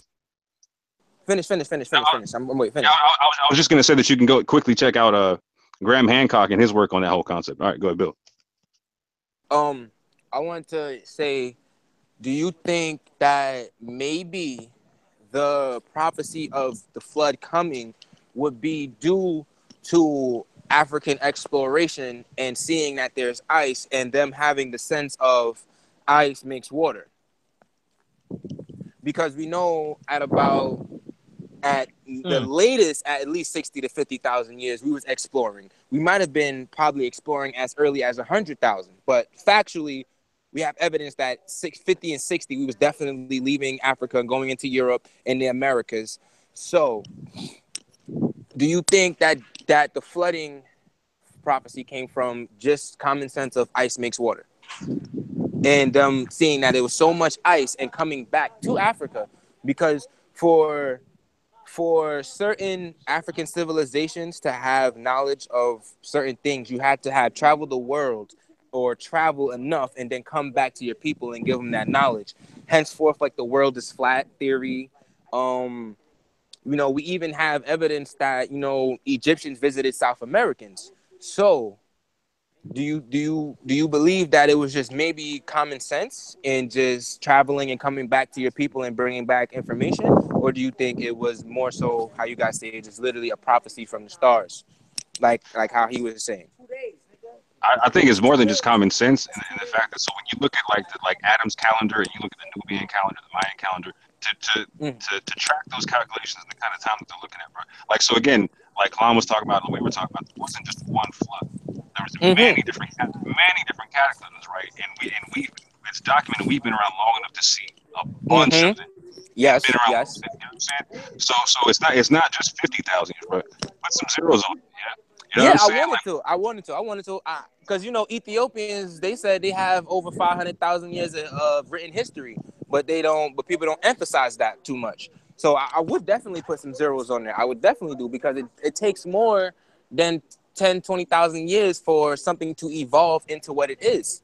We don't know how long it took the Asians to evolve into what is Asians from the hybrid of the modern man and the Java man. Same thing with the Neanderthals and the Caucasian men that we have now today. Being that we know that's factual, that African man, the modern man, left and mated with primitive creatures and created hybrids.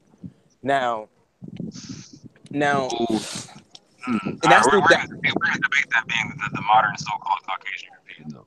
No. Modern man refers to the African man. That's what I know that. I'm saying modern man left Africa and made hybrids with primitive men or humanoid creatures, which today is what we have now is, you know, the European, and we now have the Asian. They both have done genetic tests and found out that they come from us with a slight mixture of a humanoid creature that we no longer have on this planet. So I was just saying, do you think that maybe that happened as about people exploring and coming back? Common sense part of the intermixing part. Okay. So let me see. What's another way to so how do you figure that all the pyramid, why does everyone have a fascination with stars? Or why does so much ancient civilizations that seem to not actually come in contact with each other have so much similarities with each other? Because I'm a firm believer there is no coincidence. Because telling time can save your life. Like when I need to know the next time a big asteroid is going to come and go boom. You feel what I'm saying? Yes, that's a definite fact. I like that. That's fact. But I'm saying is I can answer that. I can answer that question as well. Okay, go ahead. The simple question for that. The simple question for that whole thing. It's not that it was a fascination with stars. It's just that, remember, if you're thinking about back in ancient times, remember, there was no such things as lampposts and night lights and all these flashing lights that we have in our civilization today. If you're dealing with traveling and trying to get somewhere, you're gonna have to. You know that if you're looking up and those big stars, those are your. You see what I'm saying? Those stars become like your headlamps and your markers to know. Okay, let's walk towards this glowing light. Okay, we know that we're gonna walk past this sign over here. You see what I'm saying? That's like your sat nav. I follow that. Yeah, but also that's why change in time, though. That's the point. Also, their direct relation to change in time, because when you're walking around and you're telling the stars, you got to know that I got to follow this star because that star doesn't move. These stars over here do move. Yeah. And when they do move, and I lose my point of reference. I got to know that I can follow this star over here to get back, etc. You know what I'm saying? Okay. So how I'm better propose it? Why do you think everyone has the stars? Okay, besides the navigational part, why do you think that the same stars play similar roles in ancient civilizations? The way they went about time, they went about their rituals, just the North Star being everyone's guiding star. Even to the way they depicted Earth at one point in time. All the ancient civilizations have Earth depicted the same way, or to a similar standard. Because the truth is, like back, so in a pre-Diluvian sense, they're finding the same inscriptions around the world, denoting the fact that there was a global civilization. Right? So the only way you're going to scientifically fact check all these calculations that we see all these civilizations having is if they're working in tandem and in concert and doing these calculations together. Like you're seeing how modern governments work together when they do like stuff in space. They compare and contrast their calculations and whatnot, right? So it's got to be a global adherence to the concept that we're telling time together as a people. Yeah, and also, hold on, sorry, another thing as well. Also, if you're saying that Africans all left, remember, so obviously the Africans who was at home would have known. Not all. Okay, not all. So those Africans, the most of the Africans that left, most of the Africans that did leave Africa would have known the knowledge of stars. Yeah, they would have had the knowledge, hence why they're leaving and traveling. Yeah. So if they did go to these new areas in the world and they did set up in different locations, even if they are interbreeding with whoever's out there, they still would have passed down the knowledge. They still would have passed down the knowledge of stars and how to travel. Do you see what I'm saying? So that's how that knowledge would have been. Yeah, that's how the knowledge would have got spread to the different cultures because it's still Africans. and it would have just Gotcha. been passed down as a way of traveling. I was on that same page. I just wanted to see if somebody else would say that besides me. That's what Oh, it okay, was. okay. Because that's what I was thinking. I'm like, yeah, they took the information and brought it to a bunch of different places. Yeah, And 100. got you. I just want to see if somebody else was gonna, put that together. Because that's the type of stuff I be thinking, and I be like trying to find factual information about is Africans' connection to the development of other ancient civilizations. Because I know that 100. African civilization is the oldest, and everyone else is either that everyone else comes from us in a hybrid way or some other genetical way we've had contact, if not, not genetically, physically, then spiritually we've had connection with these people. So my thing is, how did we influence the world to develop in our connections with everybody? Like you said, we traveled, we gave everyone the information of stars. In Japan and China, to be a good samurai or shogun, you had to have black in you or be black, like have black blood or be black. Yeah. That's not something they that's why samurais and shoguns is always depicted as, in black armor or just black themselves, Yeah. or a shadowy figure. So, but society now, they won't emphasize that. I don't want to talk about what y'all talking about. I'm elevating my brain, bro. I don't want to hear y'all Yeah, dumbass conversation. I want to ask something quickly, yeah, because one of the brothers in the one of the brothers in the chat room, I think his name's Strife77. He said at Gabs, no brother, people didn't travel from A to B with their jewels and pass on everything every step of the way. Okay, so now this is the issue. Now you got to realize if African people are traveling, not all. If African people are traveling and they know that the reason for them traveling, if you're going to travel and you know you can travel, it must mean that someone amongst your traveling party knows how to navigate and knows where they're going, right? The same way, even if we're going to go to the Moses story, he had to learn those sciences in Egypt to be able to guide those millions of thousands of people through the wilderness, yeah? So someone amongst the traveling party would have known the knowledge of traveling and stars to know where you're going to go. Now, if you're an African and you're going about traveling and you set up in another location and there's people there and you intermingle, the person that has the knowledge of traveling surely has to pass on the knowledge, because guess what? If those people decide at another point in time they want to move again, someone's going to have the knowledge of knowing how to travel and knowing the stars. You see what I'm saying? So what the brother said, I don't understand what he's saying about jewels. It's not jewels. It's just understanding knowledge that if we're going to travel somewhere, we need to know how to read a map. Like today, if you don't know how to read signs and know how to stop at a traffic light, then you ain't gonna pass your test. You see what I'm saying? There's no point driving. Do you see what I'm saying? You might as well just stay at home or something like that. Yeah, or just absolutely right. walk. Absolutely right. So what I'm saying to the brother, it's not about giving away jewels. It's just basic stuff that you need to survive, like traveling. We know how to, all animals do it. Animals go in their packs. They know when to move. Do you know what I mean? They follow certain routes that they know. Yeah. So we had to do the same things. It's not nothing about giving away jewels and, we had some secret knowledge that not all the time. It's not no secret knowledge. It's just learning how to travel to survive and move about. That's all.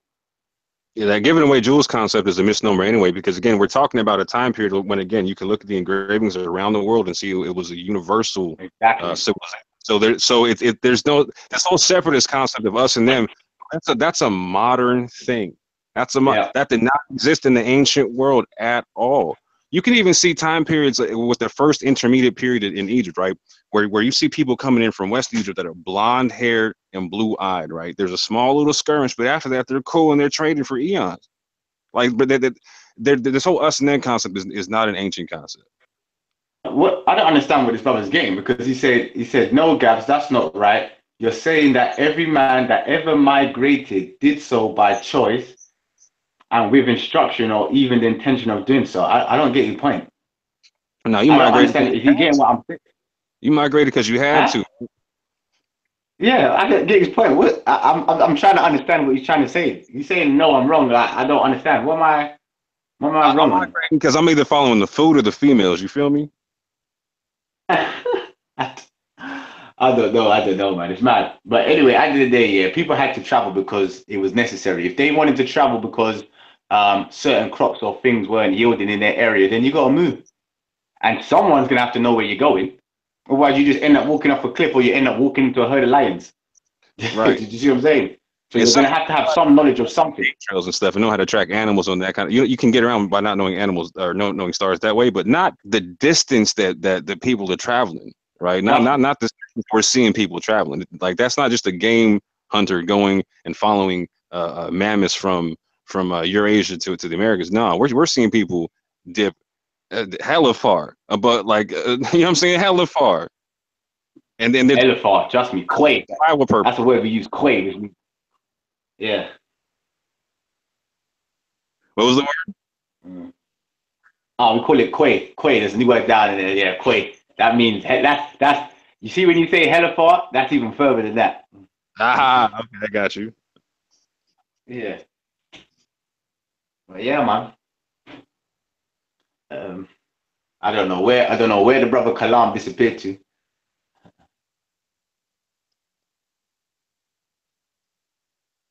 Hello. Can anybody hear me? Peace. Yeah. Is what's that? Is that other brother still there? Hayes, is he still there?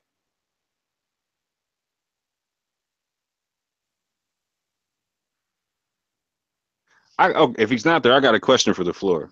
I was on a Rospect show earlier talking about the concept of like the origin of where so-called white people come from, right? And okay. He was talking about like the environmental concept of like he thought that the environment caused the changes in the skin tone and whatnot. And then I brought up the concept of what about albinism, right? Because we produce like African people right now produce albinos right now. 100, one out of every so many thousand Africans is an albino right now. Blonde hair, blue eye, some straight hair, some not. You know what I'm saying? And then I brought up the concept of an albinism. A lot of people study the science of melanin, but don't study the science of albinism, right? 100. And so I wanted to get into that conversation of human origin if we could, because that's an interesting concept. It is a big concept, because I'm glad you want to get into this, because this is something that I was even mentioned to the brother Kalam that I wanted to slightly get a show on and deal with this issue, because even scientists out there are still having problems with it. It's just theories out there, but there is some known facts out there that doesn't get really brought to the light. Like the whole thing on the whole environment stuff, you can basically throw that out, that is anything to do with the environment, because the clear fact is this: you have modern day, you have polar bears, and this is I always use the same analogy. You have polar bears and you have animals that live in the snow, in the cold, and their skin is not white, their skin is black. Right. The polar bear skin is black, and Arctic fox is black. People always seem to think that the polar bear is white because of the fur, but the fur is not even white. Clear. It's clear, and it's the appearance of so much clear that it gives. Exactly. All right. Okay. Exactly. So, and then you know that the reason for this change, the reason why the polar bear needs that black skin, is because it needs to soak in as much UVA rays to keep it warm, keeping the bear warm. Which is why the Eskimos have melanin. They're not albino looking. The Eskimos need that melanin. If they didn't have it, they'd be messed up, right? People get lost in the concept of melanin and not understand there's three different kinds. There's eumelanin, neuromelanin, and pheomelanin. They all have different color ranges in between that make a range of melanin color. Yeah, and then even with the fur, remember the fur is just camouflage. That's the reason why it has the transfer that camouflage, but the skin.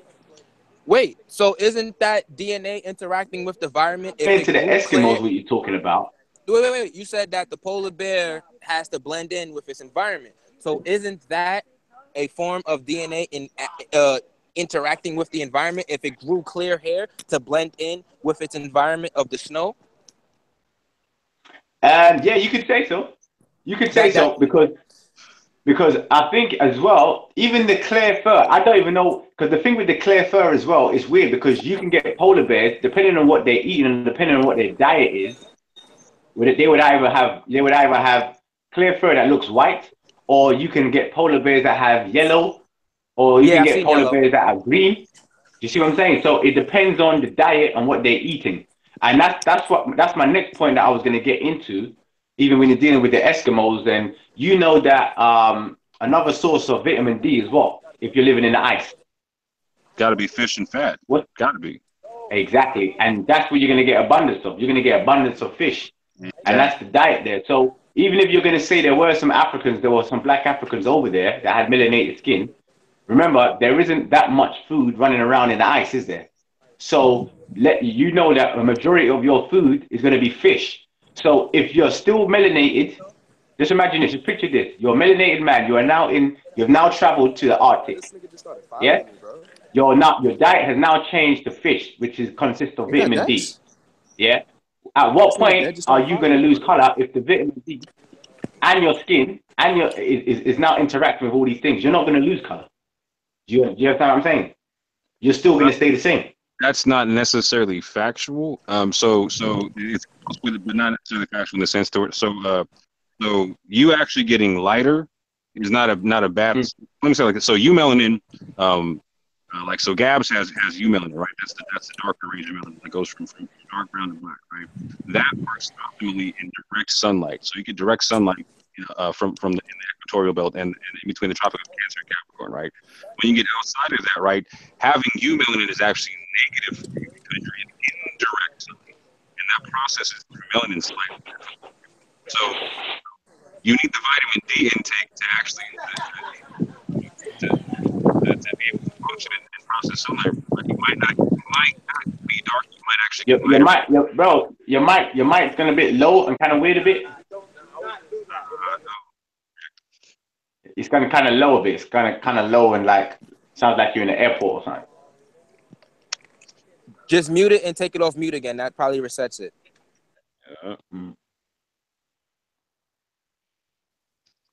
Can you hear me? Yeah. Clear. All right, cool. So what I was saying is in direct sunlight, bottom line, or in non-direct sunlight in the northern and southern latitude, you're going to get lighter as a protection for yourself, because the pheomelanin that's in the lighter ranges of brown and going into the reds actually it intakes indirect sunlight better than eumelanin at those ranges of sunlight. I got a question. So even if you're going to eat vitamin D, you're going to be a lighter shade of brown, right? Just like you see the Eskimos. They didn't stay dark. You know what I'm saying? They got lighter. Okay. I was contributing. What I was going to say is all melanin across the board as far as people who actually have tint in their complexion or any sign of color in their complexion. Everyone has melanin. All right. Well, the people who actually have brownish melanin or tannish melanin, not European melanin.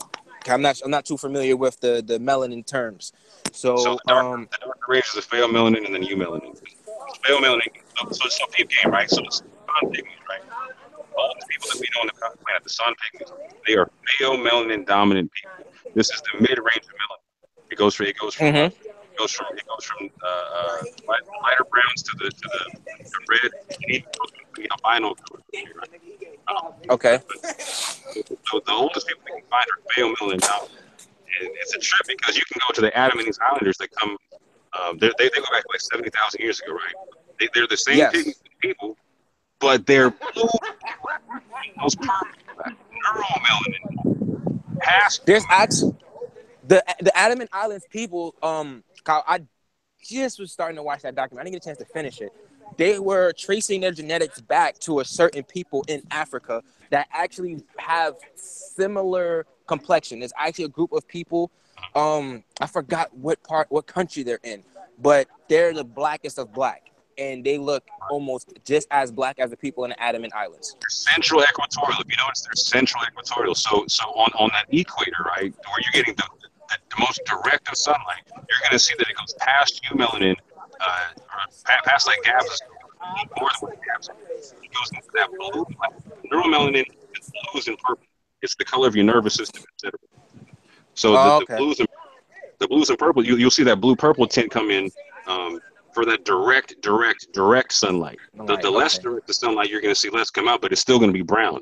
The albino color comes out as a genetic recessive thing. That has nothing to do with sunlight. There's no place in the world that where being albino is a great thing for you. Yeah. Because even in the snow, like what the Gabs was talking about, even in the snow, you need that dark. You need a little bit of that darkness to be able to deal with that sunlight a little bit. You know what I'm saying? No matter what, you got to do with the sun. So if everyone has melanin and needs some type of melanin, how do you explain the Europeans' complexion compared to the rest of the world? Like I tell people this because people have this thing with when they hear of a group of people, they don't associate the group of people with what they were hundreds and thousands of years ago. They associate the group of people by the people they see in the area now. Like when people hear Christopher Columbus call the people on the islands Indians, they think that he's referring to a bunch of people like how they see in Bollywood, which are fair toned and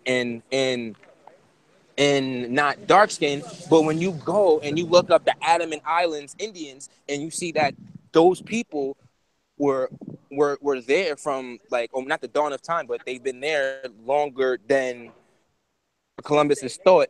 So then when Christopher Columbus in the late 1400s goes to the Caribbean islands and he calls them Indians, that's because he's looking at people that are of melanin and of dark tone, and he thinks that they're similar to the people where he's trying to get to. But due to people and not necessarily making that connection and the loophole in history where they don't draw the connections for you, you got to like kind of make it yourself. I think that creates an arrogance of history and people and their melanin in their skin and people where they come from. Real talk. Are you familiar with the story of Champollion when he did and how he dealt with hieroglyphics and whatnot? Not too familiar. Can you give me a little background on it? Real quick, in that story, Champollion is a French guy in Egypt dealing with hieroglyphics, trying to. He writes a story back to his brother at one point where he talks about seeing the origin of where the Europeans come from, and then writing down that we have no reason to be as proud as we are and like feeling superior. Let me break that down. The actual temple that he saw that from was taken down, etc. With the bricks, I believe the bricks were removed or something like that. Like so, you can't see the right? But so it's not the NOI Yakum story thing and nothing like that. But it comes down to this, right? So albinism is the parent of considering your person. The light is the male melanin, right? The male melanin goes from the ground. Right? So anybody that's like caramel skin, high yellow, etc., that's male melanin. Right? That range goes all the way from mid brown all the way to albino, right? And the albino pops out when it's a genetic recessive thing that pops out when there's genetic bottlenecking, right? When people are having sex with people that are too close to their genetic typing, right? So, for instance, like if there's a cataclysm and there's a bottleneck. So, for instance, when you were talking about how albinism, that's how the first albino was here through inbreeding or incest. I won't say incest, but I'll say where the genetic pool is getting too close together. So you were talking about the intermixing of like Neanderthals when the African was leaving Africa, right? So scientists know that there was a bottlenecking at a bottlenecking of the population that happened at that point in time. So people were mixing a little too close. Exactly. I'm not saying that brother existed. I get you. I follow you because if there's one, if I forgot how to explain it, but I follow you because I've seen something like this with I have a lizard and it's something similar where my lizard has exact same, like his brother is all black. And since my lizard is black, white, and yellow, but his brother is all black. And since his brother is all black and it's not harming him, it's not like he's not being killed off in the environment immediately. So he's allowed to reproduce and spread that all black gene. Right. So I follow you. And then if it's not killing it off and it's not being harmful and it's still being allowed to spread its gene, you're going to find a whole entire population inside of another population that's all one thing. So I follow you 110%. I follow that. Exactly. And here's the interesting thing about that, right? So in modern science, it breaks down the fact that with albinism, if a person's albino and they have a child with somebody who has any kind of melanin dominance, the child is going to come out with color, right? However, and there's multiple different types of albinism. But if an albino has a child with somebody of the exact same type of albinism, their genetics fuse, and their child can only look like them, and then pass on that same type of genetic marker. You understand what I'm saying? Okay. If you have a colony of albinos, right, they're going to eventually propagate a colony of albinos, given the fact if they're the same type of albino. You understand what I'm saying? And you can see this in Africa now, to where like albinos are kind of shunned and whatnot, and they're actually pushed into living into close quarters together. However, what you see in Africa is that they don't have the ability to process the direct sunlight, and the average lifespan is 30 years of age. Right? So here's the interesting thing, right? So we all know the concept of albion, and we hear people calling Europeans albions, all that kind of stuff, right? Nigga said, nah, I would never try to hit Yo, he No, did. you still got a problem with your mic. Your mic is going a bit. No. All right. Yeah, but it I don't know. Yeah, but it keeps going like kind of squeaky. That's no good. Yeah, okay, it's cool now. When you said that. Okay. Yeah, I think I know what it is. My phone's done. It's falling out. Okay, I got it. But yeah, that's better now. It's better. What I was going to say is that so albinism is a funny thing, right? So I'm very deep in this field. I've actually done a lot of research into melanoma and whatnot, all that kind of stuff, and studied what goes into melanoma and albinism, all that kind of stuff, right? And I've actually been able to do stuff to where I've been checked out the scientific research on melanoma and can reverse melanoma and actually help out people with albinism be able to process sunlight via their diet, like Brother Gabs was talking about, right? So Brother Gabs was talking about like vitamin D intake and all that kind of stuff, right? Well, if you have albinism, you can't process vitamin D a certain kind of way, and there's certain extra things that you need to eat besides just fish and all that kind of stuff, right, to help you actually process that stuff, right? However, the things you need to eat are not in Africa. You actually have to go outside of Africa. There's certain mushrooms and other things that you have to grow. They grow in a certain line of latitude in birch forests, and ironically, historically, you're going to see pockets of albinos popping up in all sorts of places where these forests occur, in South America, in Western Europe, in Asia, in Eastern Asia, all that type of, there's pockets of albinos that pop up everywhere because A, they need special care, and B, they can only get that special care in certain areas and whatnot. And you can't get it in Africa. You cannot get it in the tropical climate. So you have to take them out somewhere. And this is also why you have a large population of people in Western Europe that get caught up in that ice age. And when they come back down, you're seeing the Tamahu. When they come back down, they're blonde-haired, blue-eyed people coming in from Western Europe, right? And they have braids in their hair and all that kind of stuff, wearing blue ink and stuff. You know what I'm saying? Like they're Celtic people and whatnot, right? They're at the end of the day, they're albino Africans, right? At the end of the day. Okay. One So thing I want to ask. Wait, before you ask them, how? Oh, you can answer me later, but okay, they are albino Africans, but how does white people or the Europeans have 3% Neanderthal DNA, 3% Neanderthal DNA in them today, and Africans do not? Same thing with Asians. They have about 2 to 3% Neanderthal or Java man DNA, but Africans do not. How do you explain that part? Let's get it real clear. The concept of Neanderthalism is not because Neanderthals are not predominant in Africa; they're predominant outside of Africa, right? So the whole concept of there's more intermixings than just Neanderthal, right? So you can mute your mic and come back in again. There was more mixings than what just happened with the Neanderthal coming out of Africa, right? There was mixings in Melanesia, mixings in Polynesia. If in this, I promise you, when the scientists look into it, you'll find deep intermixings in Western Africa with certain stuff, right? But not just Neanderthal, right? There's more hominids than just Neanderthal. Neanderthal was not prominent in Africa; they were prominent outside of Africa, in Europe. That's a fact. So you're not gonna see Neanderthal markers in Africa. You got to look for other hominid markers in Africa, right? And there's intermixings with everybody. That's what I'm saying. It's not just, you can't say that just because they have 4% Neanderthal DNA, whatever, that has something to do with their skin tone.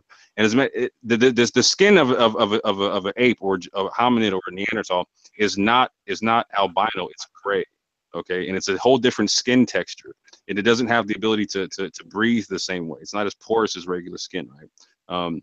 There are human people who have that genetic marker of the skin of the primate, right? If you go into Eurasia and certain parts of it, so you're saying 4% of people outside of Africa carry the Neanderthal DNA, right? The DNA, right? However, when you look into the full genome of the Neanderthal, they can find 40% of the Neanderthal genome within Eurasia, right? So when you look into Eurasia in this pocket where you can see people who have a different skin texture, and all type of stuff, but they're in a grayish looking tone to the skin. Right? That gray tone is primate skin. Now, when you're talking albinism, that has nothing to do with primate skin. That's albino African skin. It's pheomelanin to its extremest of extreme. Just like a blue black person is neuromelanin and eumelanin to the extremest of the extremes. But okay, I was going to ask a question here because I still need to understand the European, because we know what albinos look like, yeah. And albino, the skin of an albino is not the same. I don't think, me personally, it's not the same. It's not the same as an Italian. It's not the same as someone that's Spanish, or even some of the modern day Europeans that I see. Do you see what I'm saying? The albino skin texture, yeah, is what I'm saying is the purest white. I'm saying white. Right. Like the European. There's multiple different. I hear what you're saying 100%. Let me hit it real quick. There's multiple different types of albinism, right? But what I'm saying is once the genetics fuse, they can only pass on that genetic marker, okay? But so once again, I'm saying we're seeing the re-entry back in where the Tamahu come back into North Africa, right? So once their genetics are fused and they can only pass on the genetic marker, we're seeing them intermix with people who can pass on darker genes, right? So you're seeing mixtures of people with different expressions of pheomelanin. So you're talking about the Italians, the Spaniards, whatever. That's the same expression. So from albino to a San pygmy is all on the range of pheomelanin. That's all the same scale of pigment. But the question I was going to then ask now, if that's fine, because is how do you now get the like the Chinese, the Mongolians with their and the way they look, and the Indians? Because me personally, and this is what I'm going to bring this up.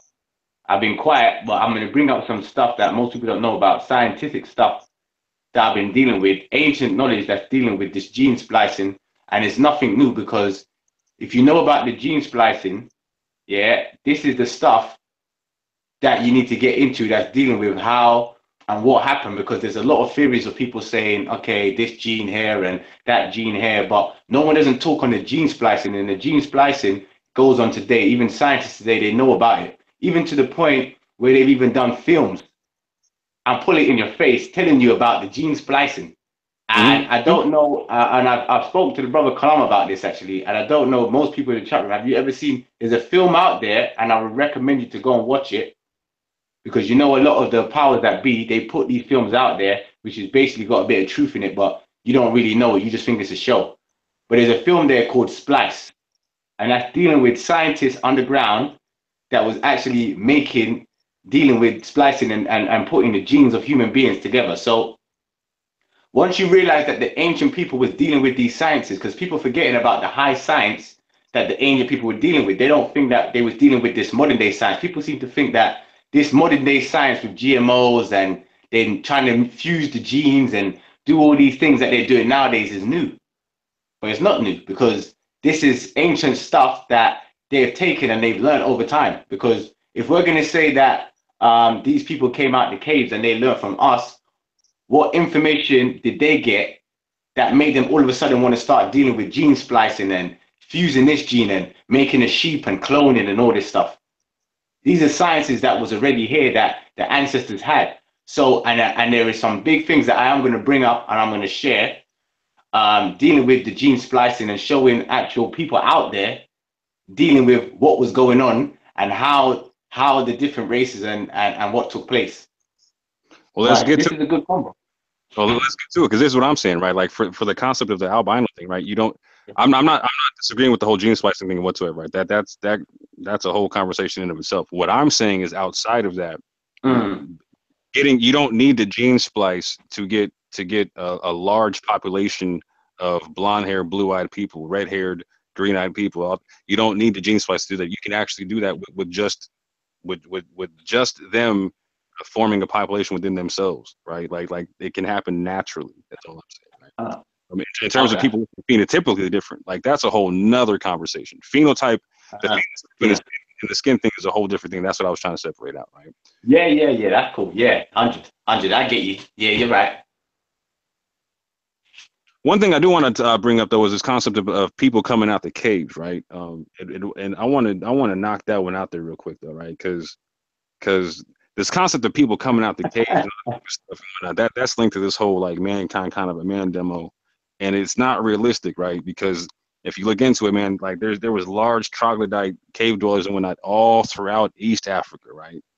You know what I'm saying? And so like if you're talking about like that's the Nile Valley right there. So I mean you're saying the Nile Valley, like if you're disparaging people coming out of caves when you're disparaging the Nile Valley. So Which caves do people talk about?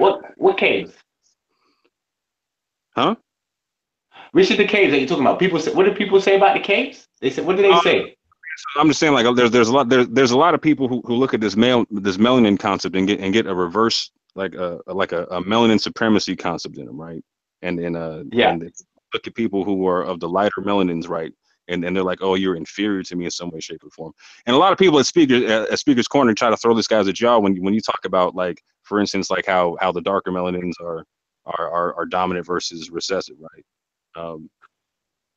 And some people take that and run with it and don't understand the fullness of it all, right? And that's why I just wanted to break down the concept of the different melanins, and also the concept of because a lot of people think that like modern European people are the admixture, or they're the product of mixing with Neanderthals in a cave and losing their melanin in lack of sunlight in a frozen over Europe and all that type of stuff, right? And a very small percentage that has to do with the story of actually how they became to be a permanent grouping of people that have that gene typing. Yeah, that's all I wanted to break down. Okay, yeah, man, that's true. Yeah, it's true as well, man. I'm glad, yeah, man, because I think people need to start.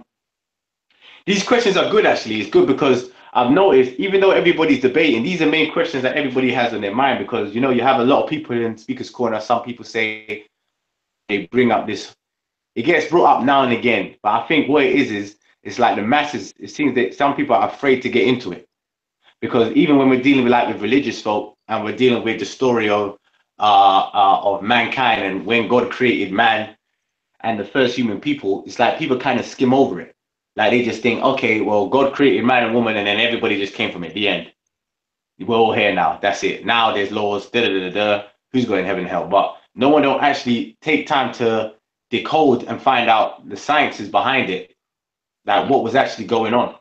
Like who are these people? Like who did God create and put on this earth? And why is there different people? Because science is showing you that people popped up at different time periods. So this is not coinciding with like biblical stuff. So or any religious text. So these type of questions about how we got here and that, a lot of people seem to be afraid and don't want to deal with it. They would just quickly love to just say, oh, nah, you guys are being racist, it's black supremacy, it doesn't matter, we're just all here. But these are actually good questions and good things to talk about. It doesn't matter, we're just all here. But these are actually good questions, the good things to talk about. Yo. Go on, bro. Family. Yo. You don't hear me? Let me know. Yeah.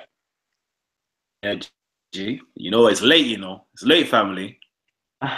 Been good, or can I close down the show? You can close it down. It's all right. You can close it down. I don't know. To be fair, I think there's only a few of us. Yeah. And I got Terry Riggs in the building. Yes. Gabs, you traitor. But you should have come to the yes. Gabs, you traitor. I should have come to what? What should I come to? What did I miss? What did I miss? Yo, Terry. What's he doing? I don't know. So I'm just reading this about. So saying, yeah. He's faithist, Pentecostal. Oh, you lot talking about some cave? Oh yeah, nah. The brother Mo was explaining something about the caves. He said the cave in the Mile Valley was in. What cave Mile Valley was in? Okay. I think she's talking about what cave Mile Valley was in, or. Okay, and then someone said prisoners of wars and past calling ancestors and past family slaves. I like that. But we came from the slave trade, so how am I not in your nation? Okay. Callum, can you ask the American brother how we test for albinism? Okay. Is my brother still here? And what was the question? Well, is that a timeline? That's that timeline, baby. What's that?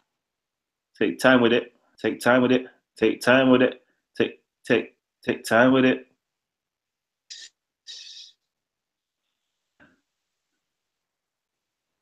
Okay.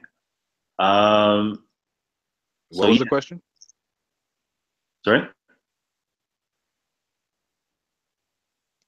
How do you test for albinism?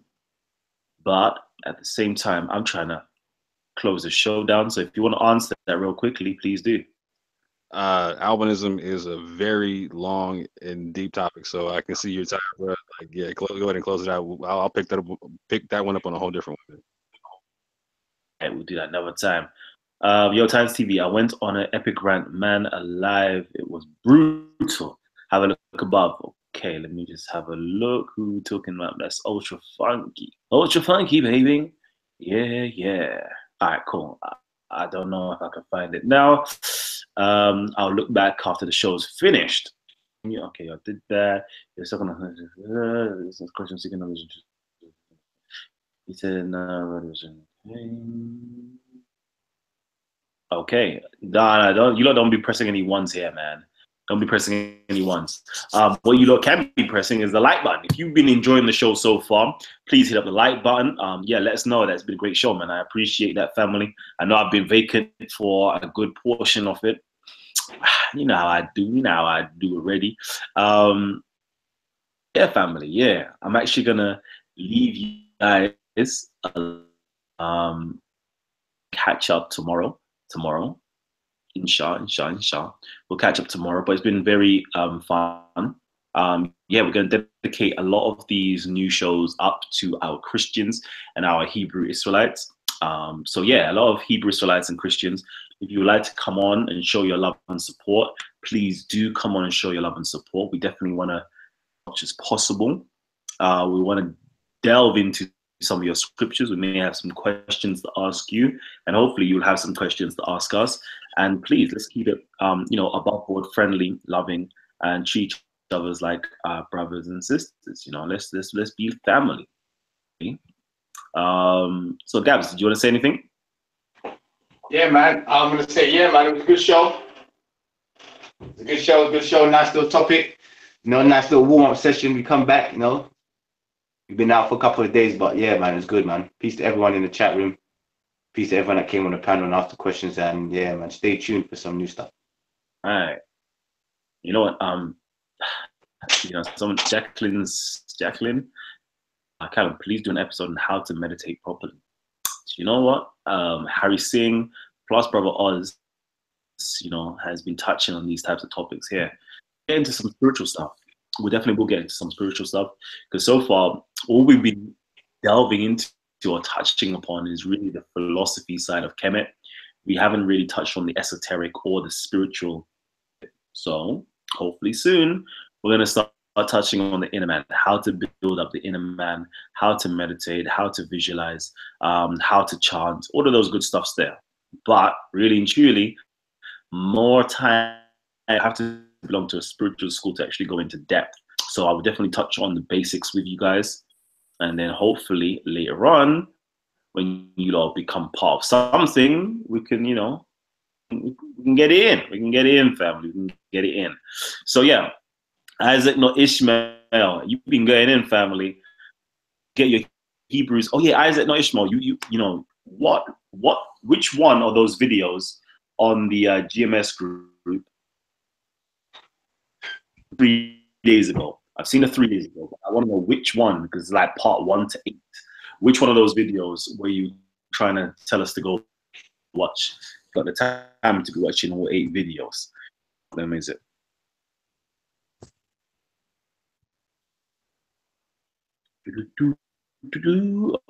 And whilst we're doing that, I'm actually going to send out the link because literally we're shutting down the show now, and I want to cut the show up into like about 2 different parts. All right, number 2.